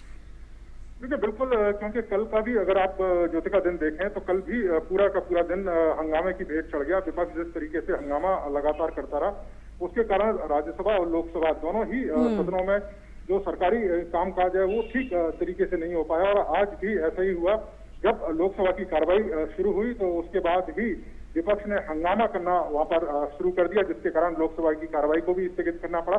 जैसे ही राज्यसभा की कार्रवाई शुरू हुई और जो सदस्य हैं वो अपने पेपर टेबल कर रहे थे, उसी समय तमाम विपक्ष के जो लोग हैं वो हंगामा करने लगे और जिसके कारण सदन की कार्रवाई को 12 बजे तक स्थगित करना पड़ा। सरकार की तरफ से बार बार ये कहा गया है कि सरकार तमाम जो मुद्दे हैं उन पर चर्चा करने को तैयार है, बातचीत करने को तैयार है, लेकिन विपक्ष ना तो सरकार की तरफ से कोई बात सुनने को तैयार है और ना ही सरकार के साथ सहयोग करने को तैयार है। क्योंकि आपने भी देखा होगा कि कोरोना काल में जिस तरीके से मानसून सत्र बुलाया गया है, तमाम देश हित के तमाम मुद्दे हैं, तमाम अध्यादेश हैं जिनको पास कराना जरूरी है ताकि जो देश की जनता है उसके लिए ज्यादा से ज्यादा काम किया जा सके। लेकिन जिस तरीके से विपक्ष लगातार हंगामा कर रहा है, उससे देखकर लग रहा है कि विपक्ष की मंशा कामकाज को लेकर नहीं है, वो सिर्फ हंगामा करना चाहता है ताकि संसद की कार्रवाई चल नहीं पाए और देश हित के जो काम है वो पूरे ना हो पाए।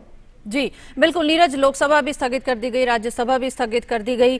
पेगासस पर आज राज्यसभा में सरकार का बयान होना था और कई महत्वपूर्ण मुद्दे, विधेयक जिन पर आज चर्चा होनी थी उनको पेश होना था। साफ तौर पर जो रिसोर्सेज की जो वेस्टेज यहाँ पर दिखाई दे रही है। सर्वदलीय बैठक की गई थी मॉनसून सत्र शुरू होने से पहले, खुद प्रधानमंत्री उसमें मौजूद थे, लेकिन कोई असर दिखता नजर नहीं आ रहा। विपक्ष अपने अड़ियल रवैये पर उसी तरह से जारी है।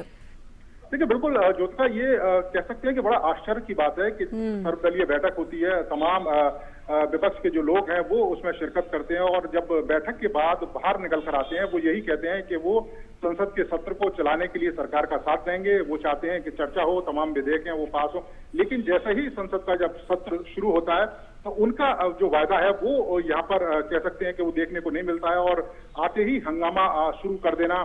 जिस तरीके की मंशा के साथ वो सदन में आते हैं विपक्ष के तमाम लोग, तो वो नहीं चाहते हैं कि चर्चा हो। सरकार बार बार कह रही है कि अगर उनको किसी इशू पर सरकार का जो जवाब है वो चाहिए तो सरकार जवाब देने को तैयार है। कल जिस तरीके से हंगामा आपने देखा लोकसभा में हुआ, जो फोन टेपिंग को लेकर तमाम जो सदस्य हैं विपक्ष के जो लोग हैं उन्होंने हंगामा किया, तो उसके बाद खुद आईटी मिनिस्टर ने उसका जवाब दिया और आईटी मिनिस्टर ने ये साफ किया, जो विपक्ष के लोग बार बार सवाल उठा रहे थे फोन टेपिंग को लेकर, उन्होंने कहा कि सरकार ने ना तो कोई फोन टेपिंग करा रही है और ना ही इस तरह का जो काम है वो भारत में संभव है। इसके साथ ही आज राज्यसभा में खुद जो आईटी मिनिस्टर हैं वो पेगासस को लेकर जो जवाब है वो स्टेटमेंट देने वाले हैं, लेकिन विपक्ष के लोग हैं सरकार की सुनना नहीं चाहते। वो सिर्फ एक ही मंशा के साथ आते हैं कि हंगामा करें ताकि सदन की कार्रवाई चल नहीं पाए और जो लोकहित के जो काम है, लोकहित के जो अध्यादेश है वो किसी भी तरीके से पारित ना हो पाए। क्योंकि ये आप देखें ज्योतिका, ये स्पष्ट हो गया है क्योंकि जिस तरीके से ये फोन टेपिंग का जो मामला आया है, सदन की मतलब मानसून सत्र शुरू होने से पहले एक दिन पहले शाम को एक वेबसाइट पर आना और फिर उसके बाद तमाम जो विपक्षी लोग हैं उनके द्वारा मुद्दा बना लिया जाना। इससे पहले भी ऐसी खबरें आई थी और एक बार व्हाट्सएप को लेकर भी ये एक इशू आया था।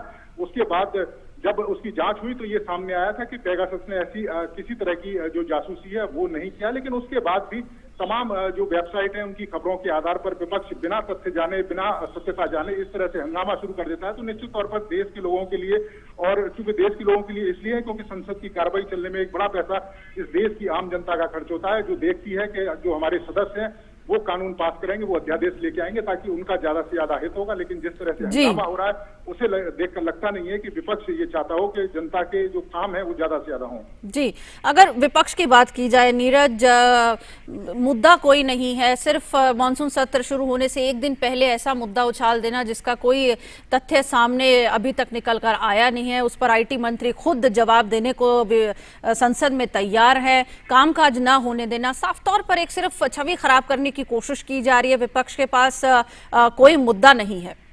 ठीक है, बिल्कुल छवि खराब करने की कोशिश की जा रही है। आपने देखा होगा इससे पहले भी चाहे सीए को लेकर जिस तरीके का विरोध हुआ था, खालिस्तान जो सपोर्टर है उसके निकलकर सामने आई, विदेशी फंडिंग की जो बात है वो निकल कर आई। दिल्ली पुलिस ने इसमें एफआईआर भी दर्ज की थी, दिल्ली पुलिस ने इसमें जांच भी करी थी। इसके साथ ही जिस तरीके से आप देखें कि जो किसानों का जो प्रोटेस्ट हुआ था उसमें भी खालिस्तान सपोर्टरों की बात आई थी, विदेशी फंडिंग की बात आई थी। जिस तरह से जो टूल किट का मामला सामने आया था, दिल्ली पुलिस ने एफआईआर भी दर्ज की थी। चाइना किस तरह से जासूसी कर रहा है उसको लेकर भी आपने देखा होगा कि जो कोई पत्रकार है वो जो विदेशी जो ताकतें हैं, विदेशी जो लोग हैं जो चाहते हैं कि सरकार को बदनाम करना, तो तमाम जो पत्रकार लोग हैं उनसे सीधे संपर्क में रहते हैं। और इसी तरीके से एक वेबसाइट का भी नाम सामने आया था जो विदेशी पैसा लेके भारत की छवि को खराब करने की कोशिश की जा रही है। तो निश्चित तौर पर इस षड्यंत्र में केवल देश के अंदर ही नहीं, देश के बाहर भी एक बड़ी संख्या है जो बड़े पैमाने पर लगे हुए हैं सरकार को बदनाम करने के लिए कि जो सरकार है वो जनहित के काम ना करे, जो सरकार है वो तेजी से जो विकास के काम किए जा रहे हैं वो ना हो और भारत की छवि उभरती हुई एक शक्ति के रूप में ना बने। तो ये कहीं ना कहीं ये मंशा रहती है और यही कारण है कि आप देखें कि विपक्ष जिस तरीके से हंगामा कर रहा है, क्योंकि विपक्ष को अगर किसी सवाल का जवाब चाहिए तो उसको वेट करना होगा कि सरकार उस सवाल का जवाब दे। आप हंगामा कर सकते हैं लेकिन अगर सरकार जवाब ना दे तब, लेकिन सरकार जवाब देने को तैयार है उसके बाद भी विपक्ष सुनने को तैयार नहीं है, तो ये बड़ी हास्यास्पद बात है ज्योतिका। जी बिल्कुल नीरज, तो विपक्ष एक अड़ियल रवैया अपनाए हुए लगातार शोर शराबे में संसद के दोनों सत्रों को स्थगित कर दिया गया। आज एक बार फिर दूसरा दिन मानसून सत्र का। बहुत बहुत शुक्रिया नीरज आपका इस पूरी जानकारी के लिए, धन्यवाद। आगे बढ़े। भारतीय जनता पार्टी के संसदीय दल की आज बैठक संसद में हुई। बैठक में प्रधानमंत्री नरेंद्र मोदी सहित गृह मंत्री अमित शाह, केंद्रीय मंत्री भूपेंद्र यादव, सर्बानंद सोनोवाल और भाजपा के राष्ट्रीय अध्यक्ष जेपी नड्डा भी मौजूद रहे। बैठक के बाद संसदीय कार्य मंत्री प्रहलाद जोशी ने कहा कि प्रधानमंत्री ने कोरोना महामारी को मानवता का विषय बतलाते हुए कहा कि सरकार ने 100 साल बाद हुई महामारी में किसी को भूख से मरने नहीं दिया। इसके अलावा संसदीय कार्य मंत्री ने कहा कि प्रधानमंत्री ने विपक्ष के रवैये से नाराजगी जताते हुए कहा कि विपक्ष को चर्चा में भाग लेना चाहिए। साथ ही प्रधानमंत्री ने सांसदों से अपील की है कि लोग टीकाकरण के लिए प्रेरित करें। प्रधानमंत्री जी विपक्ष के जो धारणा है, विपक्ष के जो रूप है, स्टैंड है, उसके बारे में बहुत चिंता व्यक्त की। सदन में चर्चा का भी, जिसमें सरकार और प्रधानमंत्री जी चाहते हैं कि चर्चा समृद्ध हो, चर्चा सार्थक हो, इसलिए चर्चा में भाग लेना चाहिए। इतने बहुत बड़ा महामारी हमने लगभग 2 साल से हम इससे झेल रहे हैं, लेकिन बहुत गैर जिम्मेदार, most irresponsible behaviour specially Congress party कर रही है। माननीय प्रधानमंत्री जी हमारे सभी एमपीओ को आग्रह किया है, जो वैक्सीनेशन का प्रोग्राम है और गरीब कल्याण योजना है, ये सभी गरीब तक पहुंचना चाहिए। इसके लिए भी हमको प्रयास करना चाहिए। ये कॉल माननीय प्रधानमंत्री जी ने किया है।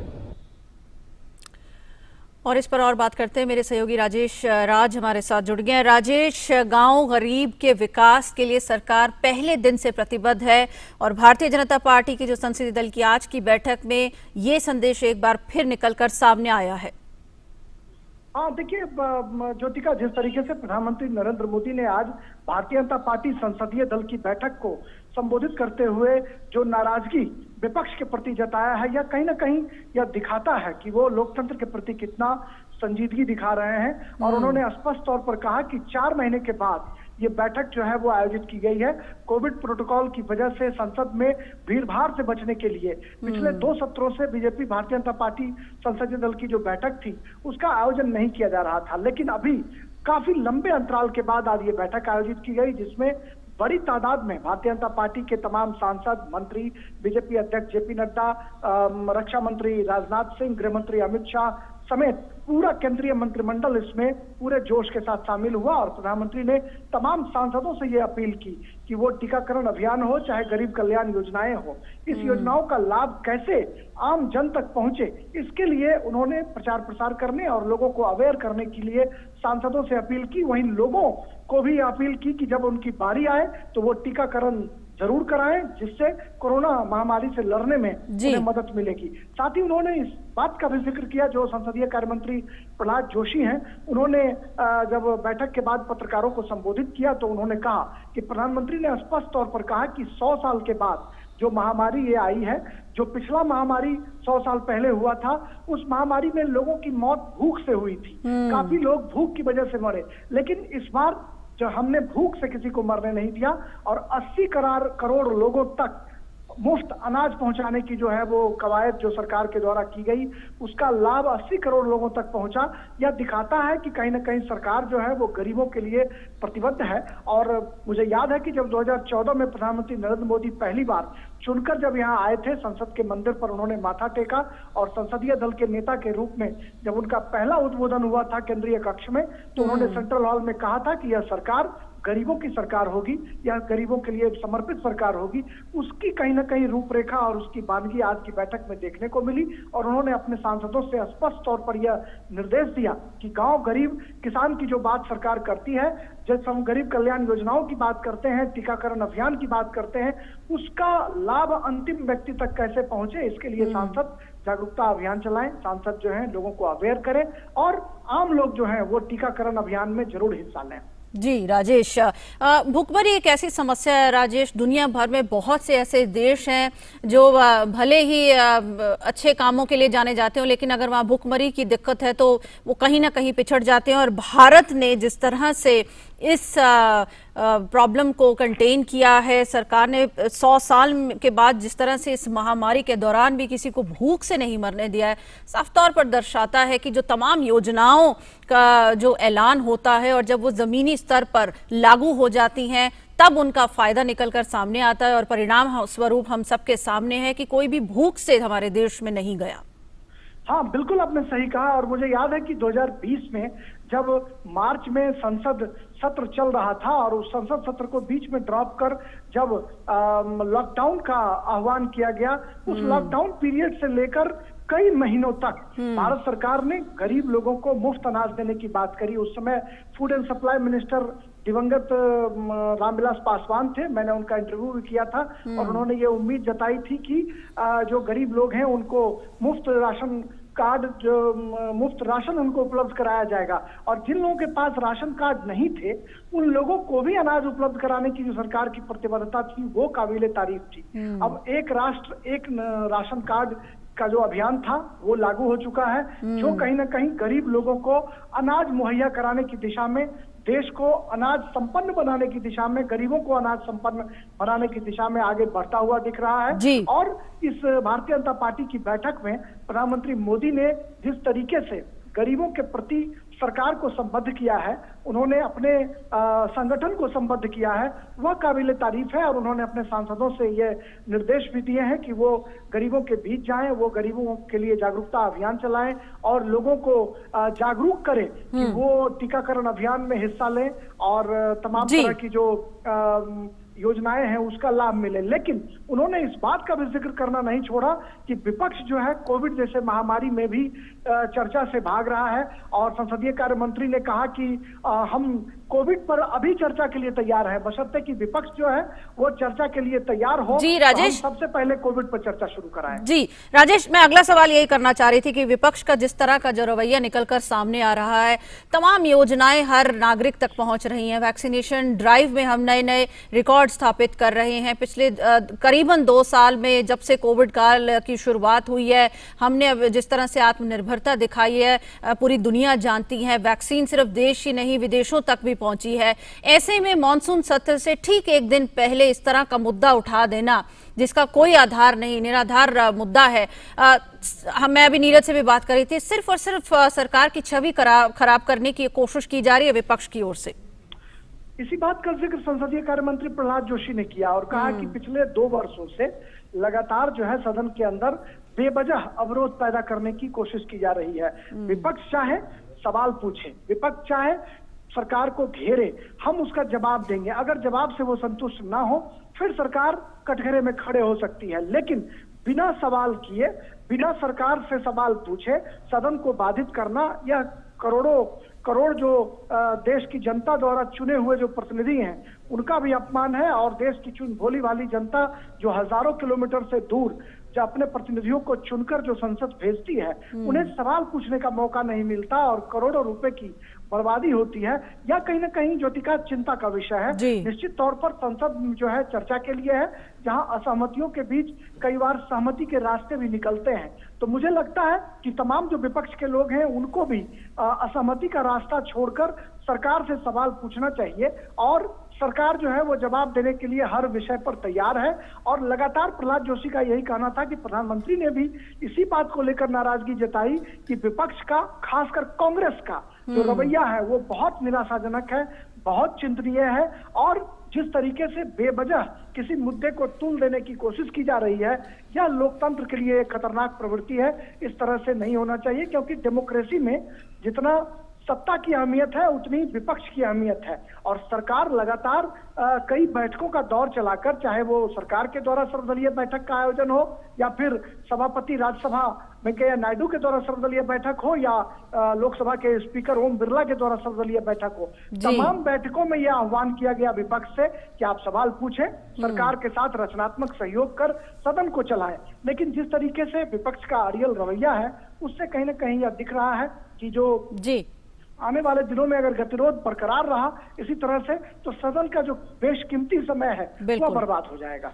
बिल्कुल, बेशकीमती समय बर्बाद हो जाएगा। अब आने वाले दिनों में देखना होगा किस तरह से जो संसद की कार्रवाई आगे बढ़ती है। जहां सरकार पर जिम्मेदारी है एक देश को चलाने की, वहीं विपक्ष पर जिम्मेदारी एक जिम्मेदार विपक्ष की भूमिका निभाने की भी। बहुत शुक्रिया आपका राजेश, इस पूरी जानकारी के लिए धन्यवाद। और श्रीपद नाइक ने आज पर्यटन मंत्रालय में राज्य मंत्री के रूप में कार्यभार संभाला। ट्रांसपोर्ट भवन स्थित पर्यटन मंत्रालय में श्रीपद नाइक ने अपना कार्यभार संभाला। श्रीपद येसो नाइक पर्यटन मंत्रालय में राज्य मंत्री के रूप में कार्यभार संभालने से पहले आयुष मंत्रालय में राज्य मंत्री स्वतंत्र प्रभार थे। वे गोवा से लोकसभा के 5 बार निर्वाचित सदस्य हैं। इससे पहले उन्होंने स्वास्थ्य और परिवार कल्याण मंत्रालय, पर्यटन मंत्रालय जो स्वतंत्र प्रभार था उनके पास, संस्कृति मंत्रालय वो भी स्वतंत्र प्रभार सहित विभिन्न मंत्रालयों में केंद्रीय राज्य मंत्री के रूप में भी काम किया है। वे रक्षा मंत्रालय और अन्य विभिन्न महत्वपूर्ण समितियों के सदस्य भी रहे हैं। देश में कोरोना के खिलाफ जारी जंग में टीकाकरण अभियान तेज गति से जारी है। देश में पिछले 24 घंटे में कोरोना की 52,67,309 वैक्सीन लगाई गई, जिसके बाद कुल वैक्सीनेशन का आंकड़ा 41,18,46,401 हो गया है। देश में कोरोना वायरस के दैनिक मामलों में लगातार गिरावट दर्ज की जा रही है। केंद्र और राज्य सरकार के प्रयासों से आज करीब 30,000 नए कोरोना मामले देश में सामने आए हैं। देश में 125 दिनों के बाद कोरोना वायरस के सबसे कम नए मामले दर्ज किए गए हैं। स्वास्थ्य और परिवार कल्याण मंत्रालय के मुताबिक अगर बात की जाए तो देश भर में पिछले 24 घंटों में 30,093 नए मामले दर्ज किए गए। वहीं पिछले 24 घंटों में 45,254 मरीज उपचार करवाकर ठीक हो चुके हैं। इसके बाद देश में रिकवरी रेट बढ़कर 97.37% हो गया है। सक्रिय मामलों की संख्या कुल संख्या 4,06,130 हुई। साप्ताहिक पॉजिटिविटी रेट वर्तमान में 2.06% और दैनिक पॉजिटिविटी रेट 1.68% हुआ, जो लगातार 29 दिन से 3% से कम बना हुआ है। भारतीय चिकित्सा अनुसंधान परिषद के अनुसार भारत में कल कोरोना के लिए 17,92,336 सैंपल टेस्ट किए गए। वहीं कल तक कुल 44,73,41,133 सैंपल टेस्ट किए जा चुके हैं। देश में कोरोना वायरस के दैनिक मामलों में लगातार गिरावट दर्ज की जा रही है। केंद्र और राज्य सरकार के प्रयासों से आज करीब 30,000 नए कोरोना मामले सामने आए। देश में 125 दिनों के बाद कोरोना वायरस के सबसे कम नए मामले दर्ज किए गए हैं।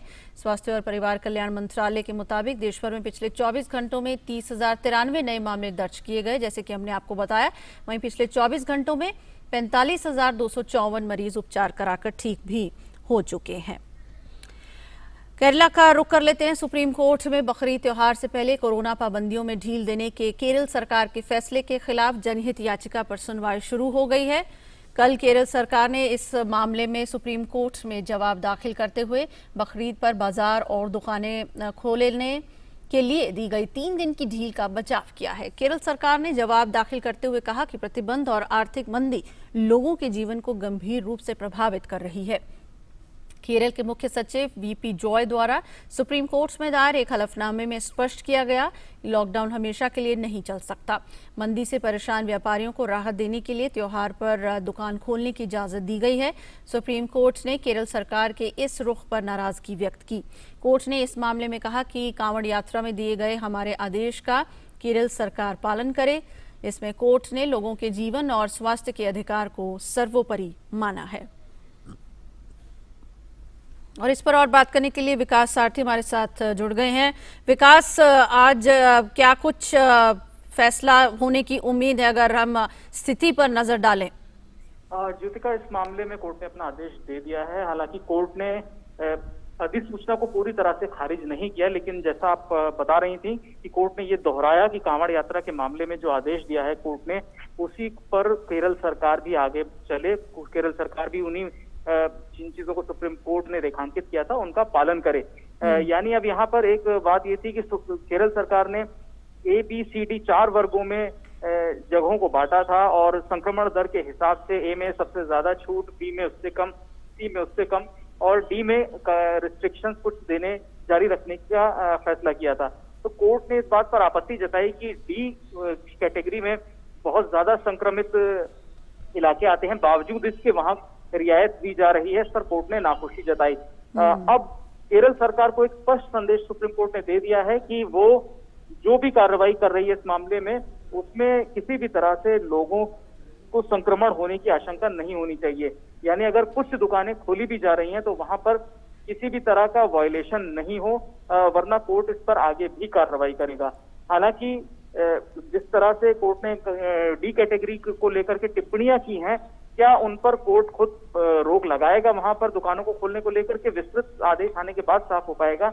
लेकिन ये स्पष्ट कोर्ट ने कहा कि कांवड़ यात्रा के मामले में कोर्ट का जो आदेश है उसका पालन केरल को भी करना चाहिए और कोई भी निर्णय ऐसा नहीं होना चाहिए जिससे लोगों के जीवन के अधिकार या उनके स्वास्थ्य के अधिकार के साथ कोई समझौता हो।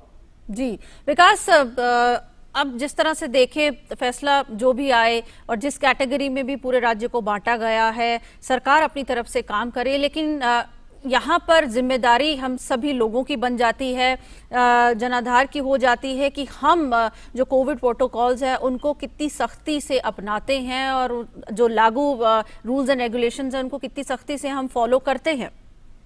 जी ज्योतिका, इसमें यही बात है कि इसलिए कोर्ट ये चाहता है, चाहे वो कांवड़ यात्रा का मामला हो या फिर अब बकरीद का हो, कि जब लोग बाजार में आते हैं या इस तरह के जो अनुष्ठान है या धार्मिक कार्यक्रम है उनमें आते हैं तो उनको किसी तरह से ये प्रोटोकॉल का पालन करा पाना बड़ा मुश्किल होता है। अगर लोग सजग नहीं होते तो स्टेट के लिए बड़ी जिम्मेदारी हो जाती है। इसीलिए इस तरह के बैन्स को या इस तरह की पाबंदियों पर कोर्ट का ज्यादा स्ट्रेस था कि इस तरह की पाबंदियां रहें, बजाय इसके कि स्टेट ये मान के चले कि लोग खुद कोविड प्रोटोकॉल का पूरी तरह से पालन करेंगे।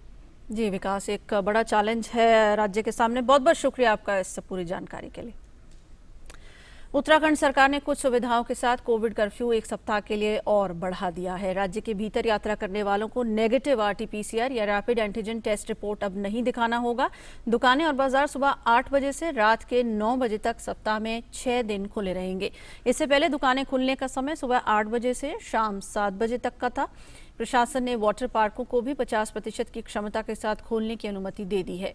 बढ़े हुए कर्फ्यू अवधि के दौरान भी शुरुआत के दिनों में जारी दिशा निर्देश लागू रहेंगे।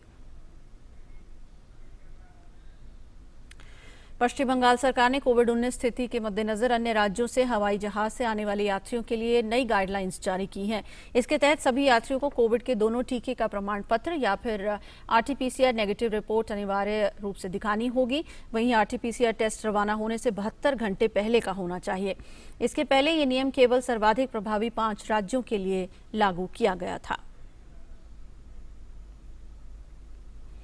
अंडमान और निकोबार कमान के commander in chief lieutenant general Ajay Singh ने सोमवार को पोर्ट ब्लेयर में भारतीय नौसेना अस्पताल INHS धनवंतरी में एक ऑक्सीजन उत्पादन सुविधा का उद्घाटन किया। इस संयंत्र को कोविड-19 की स्थिति के बीच अंडमान और निकोबार द्वीप समूह में चिकित्सा संबंधी सुविधाएं बढ़ाने के लिए स्थापित किया गया है। संयंत्र की स्थापना अंडमान और निकोबार कमान द्वारा measures ITD cementation India limited, जो कमान में एक प्रमुख समुद्री बुनियादी ढांचा परियोजना का कार्य कर रही है, के माध्यम से की गई। ये सुविधा चिकित्सा ग्रेड ऑक्सीजन के उत्पादन के लिए केवल अस्पताल के भीतर कैप्टिव इन हाउस होगी। ये निर्दिष्ट बिस्तरों को चिकित्सा ऑक्सीजन की निरंतर आपूर्ति सुनिश्चित करेगी। इस प्रकार अंडमान और निकोबार द्वीप समूह में कोविड-19 महामारी के खिलाफ लड़ाई में भारी सहायता प्रदान करेगी और आत्मनिर्भरता को बढ़ाएगी। मुंबई की अपराध शाखा ने कारोबारी और अभिनेत्री शिल्पा शेट्टी के पति राज कुंद्रा को अश्लील फिल्में बनाने और उन्हें कुछ ऐप्स पर जारी करने के सिलसिले में गिरफ्तार किया है। अपराध शाखा पुलिस ने कहा कि कुंद्रा इस मामले में मुख्य साजिशकर्ता के रूप में सामने आए हैं और इस बारे में पुलिस के पास पर्याप्त सबूत है। इस मामले में अब तक 11 अन्य लोगों को गिरफ्तार किया गया है। ये मामला फरवरी 2021 में दर्ज हुआ था। आज राज कुंद्रा को मुंबई की अदालत के समक्ष पेश किए जाने की संभावना है।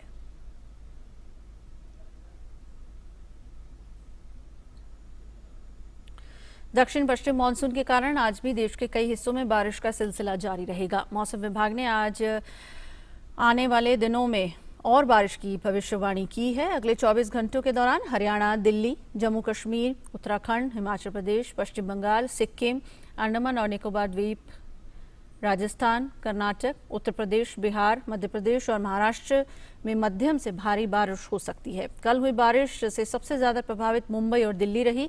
जगह जगह जल जमाव से जनजीवन बुरी तरह से प्रभावित हुआ है और कई लोगों को अपनी जान भी गंवानी पड़ी है।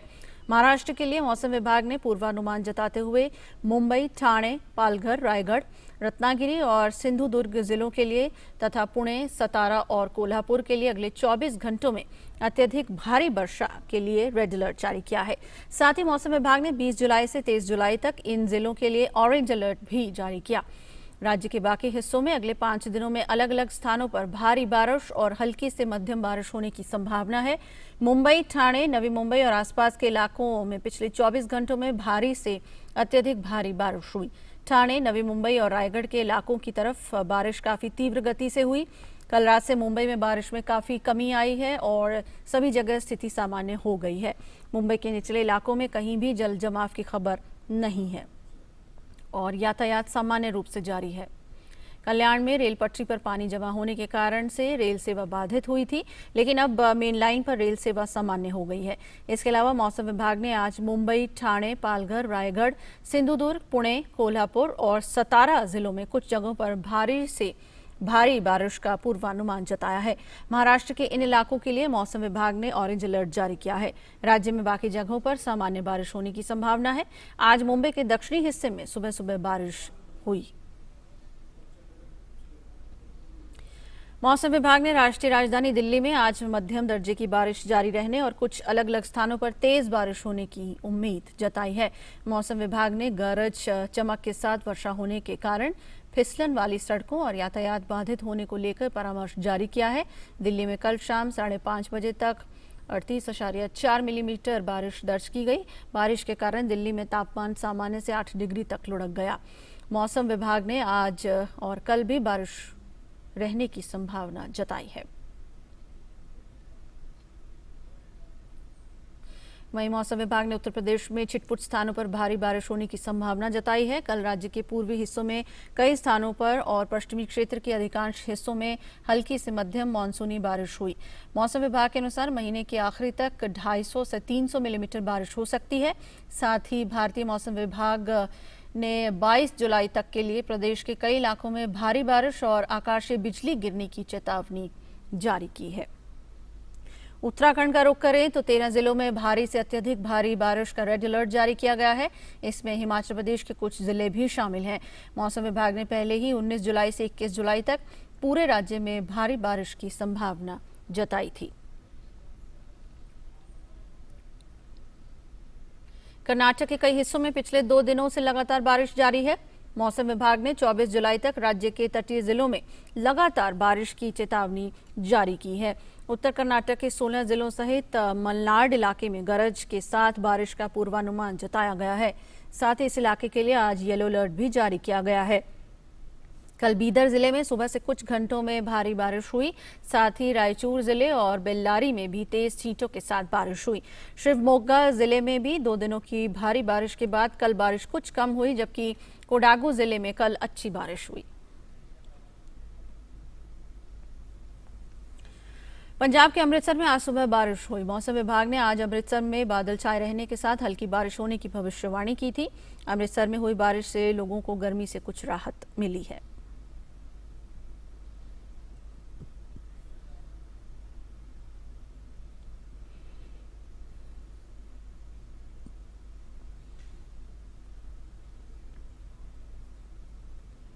बिहार में रेल पटरियों पर पानी घटने के बाद पूर्व मध्य रेलवे के दरभंगा समस्तीपुर रेलखंड पर रेल सेवा बहाल कर दी गई है। इस मार्ग पर रेल सेवा पटरियों के पानी में डूबने के बाद लगभग 1 पखवाड़े पहले बंद कर दी गई थी। स्थिति में सुधार के बाद इस रेल मार्ग पर लगभग 12 जोड़ी स्पेशल रेलगाड़ियां फिर चलनी शुरू हो जाएंगी। पूर्व मध्य रेलवे के मुख्य जनसंपर्क अधिकारी राजेश कुमार ने कहा कि रेलवे मुक्तापुर समस्तीपुर मार्ग पर पुलों के साथ साथ रेल पटरियों और रेल पुलों का निरीक्षण चलता रहेगा। इस बीच सीतामढ़ी, शिवहर, मुजफ्फरपुर पूर्व और पश्चिम चंपारण सहित 7 जिलों में बाढ़ की स्थिति स्थिर बनी हुई है। कृषि क्षेत्र में आत्मनिर्भर भारत अभियान के जरिए केंद्र सरकार लगभग 11,000 करोड़ रुपए खर्च खाद्य प्रसंस्करण इकाइयां लगाने की योजना पर काम कर रही है। सरकार की इस योजना से किसानों की आर्थिक तरक्की सुनिश्चित करने के मसले पर हमारे संवाददाता ओपी यादव ने बात की केंद्रीय खाद्य प्रसंस्करण मंत्री पशुपति कुमार पारस से।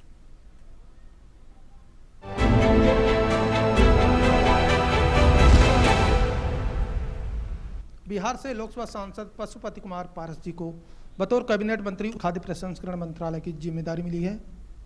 आइए जानते हैं इनका क्या रहेगा विजन प्लान और भविष्य की कार्य योजना।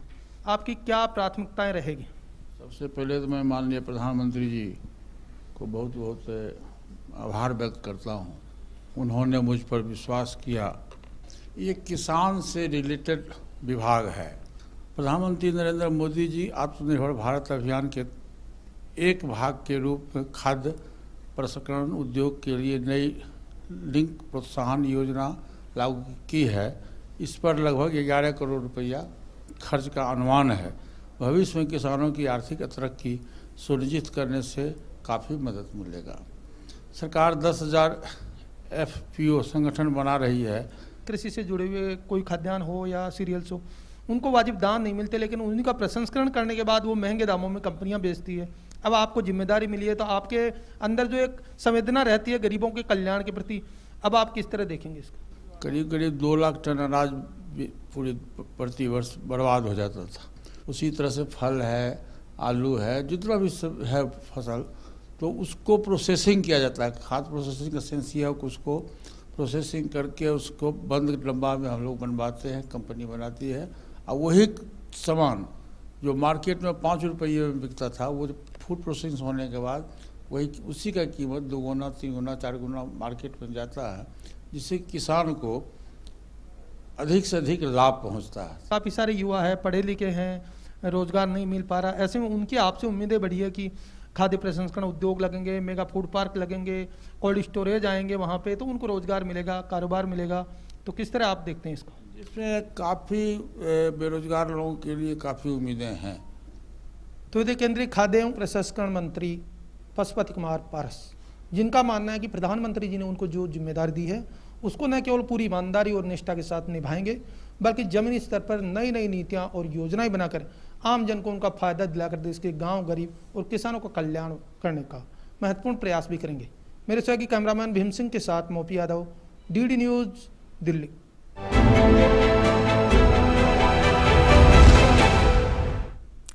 दालों की बढ़ती कीमतों को नियंत्रित करने के बाद केंद्र सरकार ने महत्वपूर्ण कदम उठाए हैं, जिससे किसानों को काफी मदद मिलेगी। कीमतों में नरमी आने और राज्य सरकारों तथा विभिन्न हितधारकों से प्राप्त फीडबैक को ध्यान में रखते हुए केंद्र सरकार ने मिल मालिकों एवं थोक विक्रेताओं के लिए स्टॉक सीमा में ढील दी है तथा आयातकों को इससे छूट दी गई है। हालांकि इन संस्थाओं को उपभोक्ता मामले विभाग के वेब पोर्टल पर अपने स्टॉक की घोषणा करनी होगी। स्टॉक सीमा केवल अरहर, उड़द, चना और मसूर दाल पर 31 अक्टूबर 2021 तक की अवधि के लिए लागू रहेगी। थोक विक्रेताओं के लिए स्टॉक सीमा 500 मीट्रिक टन होगी। खुदरा विक्रेताओं के लिए स्टॉक की सीमा 5 मीट्रिक टन होगी। वहीं खरीफ मौसम में अरहर और उड़द की बुवाई के इस महत्वपूर्ण समय पर किसानों को आश्वासन देने के मामले में मिल मालिकों के लिए इस छूट का डाउन स्ट्रीमिंग प्रभाव होगा। भारत सरकार दालों जैसी आवश्यक वस्तुओं और कीमतों को नियंत्रित करने के लिए निरंतर प्रयास कर रही है। देवशयनी एकादशी आज पूरे देश में श्रद्धा भाव से मनाया जा रहा है। देवशयनी एकादशी के मौके पर श्रद्धालुओं ने प्रयागराज में संगम घाट पर पूजा की और स्नान किया। आषाढ़ शुक्ल एकादशी को देवशयनी एकादशी मनाई जाती है। इस दिन भगवान विष्णु का शयन काल शुरू हो जाता है। शास्त्रों के अनुसार इस दिन से भगवान विष्णु चतुर्मास के लिए निद्रा पर चले जाते हैं, इसलिए इस दिन से लेकर 4 माह तक कोई शुभ कार्य नहीं होगा। देवशयनी एकादशी को हरिशयनी भी कहते हैं। धार्मिक मान्यताओं में देवशयनी एकादशी व्रत सबसे श्रेष्ठ एकादशी मानी जाती है। देवशयनी एकादशी के अवसर पर प्रधानमंत्री नरेंद्र मोदी ने ट्वीट करके देशवासियों को शुभकामनाएं दी हैं। पीएम ने ट्वीट करते हुए कहा कि आषाढ़ी एकादशी के पावन अवसर पर सभी को मेरी ओर से बधाई। इस विशेष दिन पर हम भगवान विट्ठल से प्रार्थना करते हैं कि वे हमें भरपूर खुशियां और अच्छे स्वास्थ्य का आशीर्वाद दें। वारकरी आंदोलन हमारी बेहतरीन परंपराओं का प्रतिनिधित्व करता है और सद्भाव और समानता पर जोर देता है। महाराष्ट्र के मुख्यमंत्री उद्धव ठाकरे ने अपनी पत्नी रश्मि ठाकरे के साथ आषाढ़ी एकादशी के शुभ अवसर पर सुबह पंढरपुर के विट्ठल रुक्मिणी मंदिर में महापूजा की।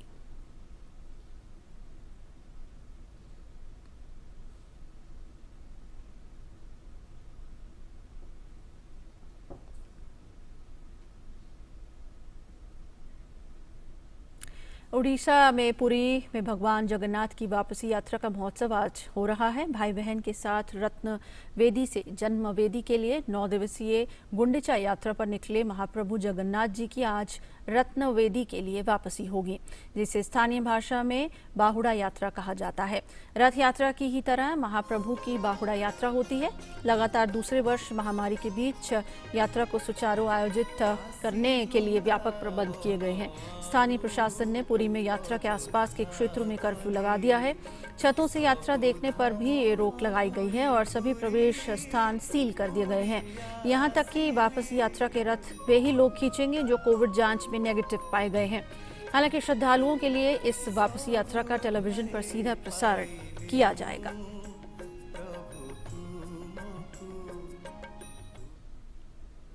सऊदी अरब के धार्मिक शहर मक्का में हज की अदायगी के साथ ही खाड़ी देशों में ईद उल अजहा का त्यौहार आज मनाया जा रहा है।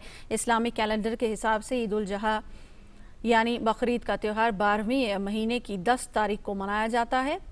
ये इस्लाम धर्म का दूसरा सबसे बड़ा त्यौहार है। इस दिन लोग नमाज पढ़ने के बाद जानवर की कुर्बानी देते हैं। भारत में इस बार बकरीद कल यानी कि 21 जुलाई को मनाई जाएगी। मुस्लिम धार्मिक और सामाजिक संगठनों ने मुसलमानों से ईद उल अजहा का पर्व मनाने के क्रम में कोविड प्रोटोकॉल का सख्ती से पालन करने की अपील की है।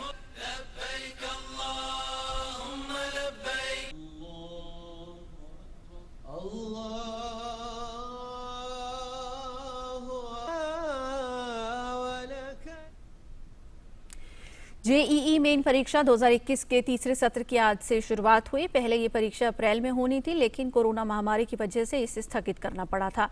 नेशनल टेस्टिंग एजेंसी कंप्यूटर आधारित जेईई मेन परीक्षा का आयोजन कर रही है। कोरोना महामारी की चुनौतियों से निपटने के लिए इस बार 232 की बजाय 334 शहरों में परीक्षा का आयोजन हो रहा है। साथ ही हर शिफ्ट में परीक्षा केंद्रों की संख्या भी 660 से बढ़ाकर 828 कर दी गई है। परीक्षा 20, 22, 25 और 27 जुलाई को होगी, जिसके लिए कुल 7,09,000 से अधिक अभ्यर्थियों ने पंजीकरण कराया है। परीक्षा के दौरान कोविड-19 से जुड़े सभी दिशा निर्देश और प्रोटोकॉल का पालन किया जा रहा है। सभी अभ्यर्थियों को परीक्षा केंद्रों पर फेस मास्क मुहैया कराई जा रही हैं। साथ ही अभ्यर्थियों की परीक्षा केंद्रों पर रिपोर्टिंग के अलग अलग वक्त निर्धारित किए गए हैं, ताकि एक ही वक्त पर अधिक भीड़ इकट्ठा ना हो। इसके अलावा पर्याप्त सोशल डिस्टेंसिंग सुनिश्चित करते हुए परीक्षा हॉल में उनके बैठने की व्यवस्था की गई है। गौरतलब है कि इस साल जेईई मेन परीक्षा 4 सत्रों में आयोजित हो रही है। पहले 2 सत्र की परीक्षा फरवरी और मार्च में आयोजित हो चुकी है। चौथे सत्र की परीक्षा जो मई में होनी थी वो 26 अगस्त से शुरू होगी। चौथे सत्र की परीक्षा के लिए आज आवेदन की अंतिम तिथि है।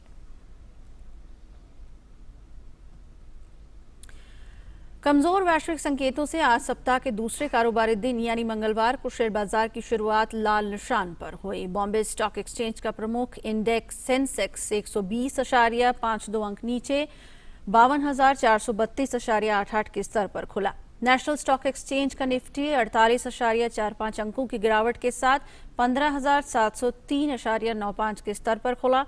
सेंसेक्स अभी 447 अंकों की भारी गिरावट के साथ 52,100 के करीब कारोबार कर रहा है।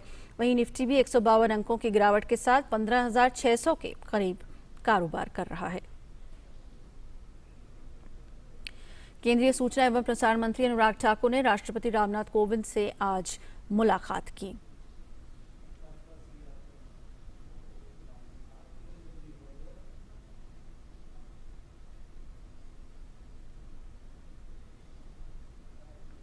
विश्व स्वास्थ्य संगठन ने कोरोना वायरस की उत्पत्ति का पता लगाने के लिए अगले चरण की योजना की घोषणा की है।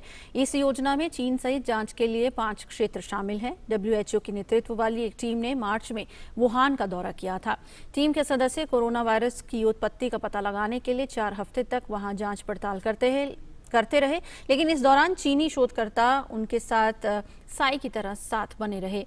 बाद में संयुक्त रिपोर्ट में टीम ने किसी अन्य जानवरों के जरिए चमगादड़ों से मानव में कोरोना वायरस के फैलने की आशंका जताई थी।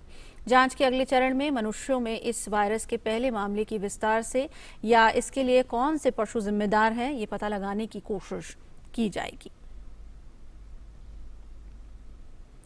दुनिया भर में कोरोना संक्रमण के मामले 19 करोड़ 16 लाख से ज्यादा हो गए हैं। इस संक्रमण से अब तक 41 लाख 12 हजार से ज्यादा लोगों की मौत हो चुकी है। हालांकि इलाज के बाद विश्व में 17 करोड़ 45 लाख से अधिक लोग स्वस्थ भी हो गए हैं। कोरोना से सबसे अधिक प्रभावित देशों में अमेरिका सबसे आगे है। अमेरिका में कोरोना संक्रमण के कुल मामलों की संख्या 3 करोड़ 50 लाख से अधिक है। अमेरिका में कोरोना के कारण मरने वालों का आंकड़ा 6 लाख 24 हजार से अधिक है। ब्राजील में कोरोना संक्रमण के मामले 1 करोड़ 93 लाख 91 हजार से ज्यादा हो गए हैं। ब्रिटिश प्रधानमंत्री बोरिस जॉनसन ने सोमवार को कहा कि वे दोहरे टीकाकरण के प्रमाण को नाइट क्लबों और अन्य स्थानों में प्रवेश के लिए शर्त बनाएंगे, जहां सितंबर के अंत से बड़ी भीड़ जमा हुई थी। कोविड-19 महामारी शुरू होने के बाद से सोमवार को बिना किसी प्रतिबंध के शुरू हुए लाइव संगीत कार्यक्रमों में भाग लेने के लिए क्लबों में लोगों की भीड़ लग गई।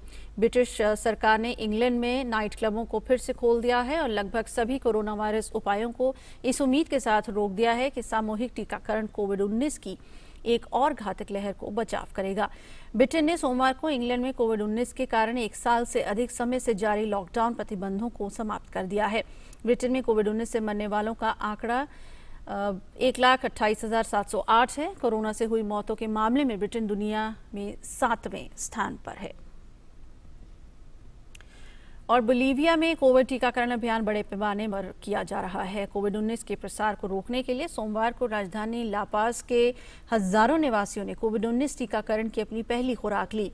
लापाज की सरकार ने शहर में 12 टीकाकरण केंद्र स्थापित किए हैं, जिनका उद्देश्य क्षेत्र की कम से कम 70% आबादी का टीकाकरण करना है। बोलीविया की सरकार ने अपने टीकाकरण कार्यक्रम को और आगे बढ़ाने की मांग की है। टीकाकरण अभियान के तहत देश में अब तक 30 लाख से अधिक कोविड टीके लगाए गए, जिनमें से 20 से 30 लाख लोगों ने कोरोना की अपनी पहली खुराक ली। वहीं 7 लाख से अधिक लोगों ने कोविड-19 की दोनों खुराक ले ली।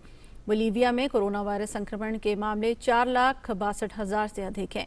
वहीं इस महामारी से अब तक 17,458 लोग अपनी जान गंवा चुके हैं। हैती ने अमेरिका से 5 लाख टीके मिलने के बाद अपने नागरिकों का टीकाकरण शुरू कर दिया है। ये टीके कोवैक्स टीका वितरण योजना के तहत दिए गए हैं। हैती के अधिकारियों के अनुसार सबसे पहले अग्रिम पंक्ति के स्वास्थ्य कर्मचारियों को टीका दिया जाएगा। इसके बाद बुजुर्गों और गंभीर बीमारी वाले लोगों का नंबर आएगा। हैती विश्व के कुछ ऐसे देशों में शामिल था जहां अब तक टीकाकरण शुरू नहीं किया गया था। यद्यपि कुछ निजी कंपनियों ने अपने कर्मचारियों में टीके वितरित किए थे।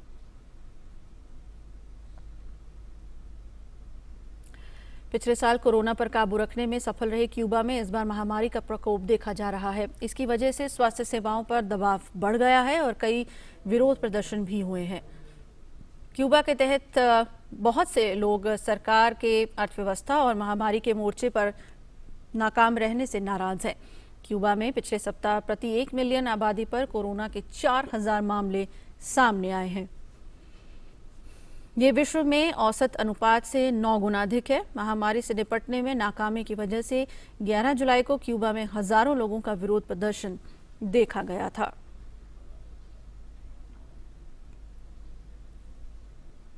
अफगानिस्तान में छिड़ी हिंसा को रोकने के लिए 15 देशों के राजनयिक मिशनों और नाटो के प्रतिनिधियों ने तालिबान से अपील की है कि वे जंग रोक दें। अफगान सरकार और तालिबान के बीच दोहर शांति वार्ता में सीजफायर पर सहमति न बनने के बाद कई देशों के राजनयिक मिशनों की ओर से ये अपील की गई है। नाटो के प्रतिनिधियों और 15 राजनयिक मिशनों ने अपने बयान में कहा, तालिबान को अपने हथियार डाल देने चाहिए और दुनिया को ये बताना चाहिए कि वह शांति प्रक्रिया का सम्मान करता है और उसके लिए प्रतिबद्ध है। ऑस्ट्रेलिया, कनाडा, चेक Republic, Denmark, Germany, Netherlands, Spain, Sweden, Britain और अमेरिका समेत कई देशों ने तालिबान से ये अपील की है। इराक की राजधानी बगदाद के उपनगर में सोमवार को सड़क किनारे हुए बम धमाके में कम से कम 28 लोगों की मौत हो गई और 20 अन्य घायल हो गए। इराकी सुरक्षा अधिकारियों ने कहा कि धमाका सद्र शहर में एक भीड़भाड़ वाले बाजार में हुआ। ये धमाका ईद उल अजहा से एक दिन पहले हुआ, जब लोग बाजार में खरीदारी में व्यस्त थे। किसी भी संगठन ने धमाके की जिम्मेदारी नहीं ली है। इराक में इस साल ये तीसरी बार है जब घनी आबादी वाले किसी बाजार में इस तरह का धमाका किया गया है।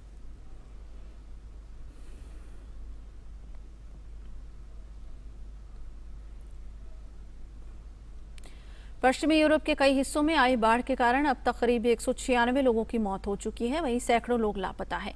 इस बीच जर्मन अधिकारियों ने बाढ़ के दौरान किए गए बचाव कार्य को लेकर सफाई दी है। उन्होंने कहा कि हाल में आई बाढ़ से हमें सबक लेने की जरूरत है।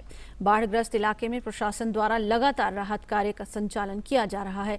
साथ ही पश्चिमी जर्मनी, पूर्वी बेल्जियम और नीदरलैंड में बाढ़ बाद बनी दलदल की स्थिति को साफ करने की कोशिशों को तेज कर दिया गया है।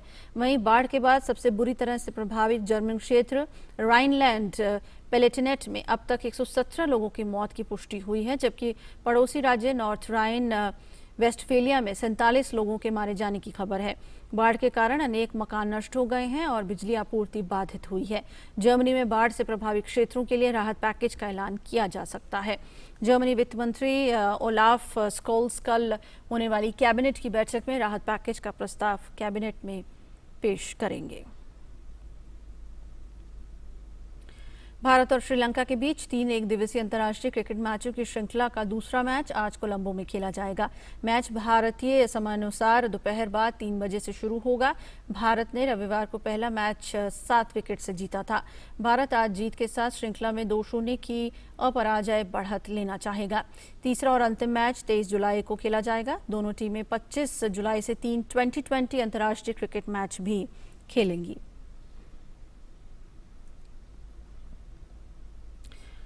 और इसी के साथ इस बुलेटिन में बस इतना ही। इजाजत दीजिए, नमस्कार।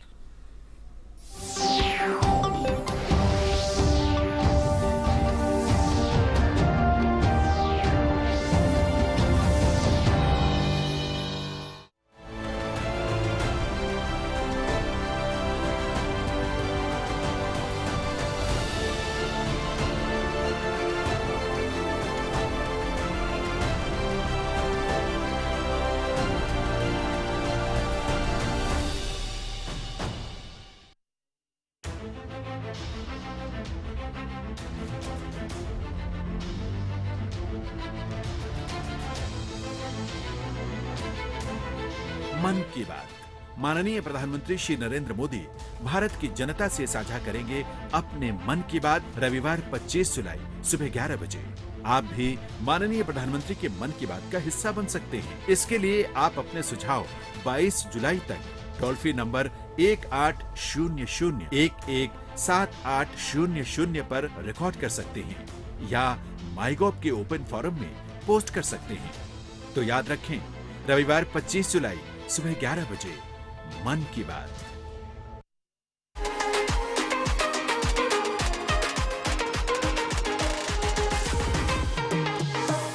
It's been 15 years of YouthNet. We started in 2006. It's been a long journey.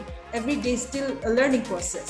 When we look at our journey, definitely over 1 lakh young people we have impacted and we have worked with in different capacity. I know for sure because of the intervention of our organization, there has definitely been a lot of mindset change. This was a conflict-ridden place because of its own history. I went through a lot of challenges myself, but because of the hope, I could overcome that. And today I can see that a lot of hope in young people. Hi, I'm Hekani Jakhalu. You can catch me on In Conversation With on DD India.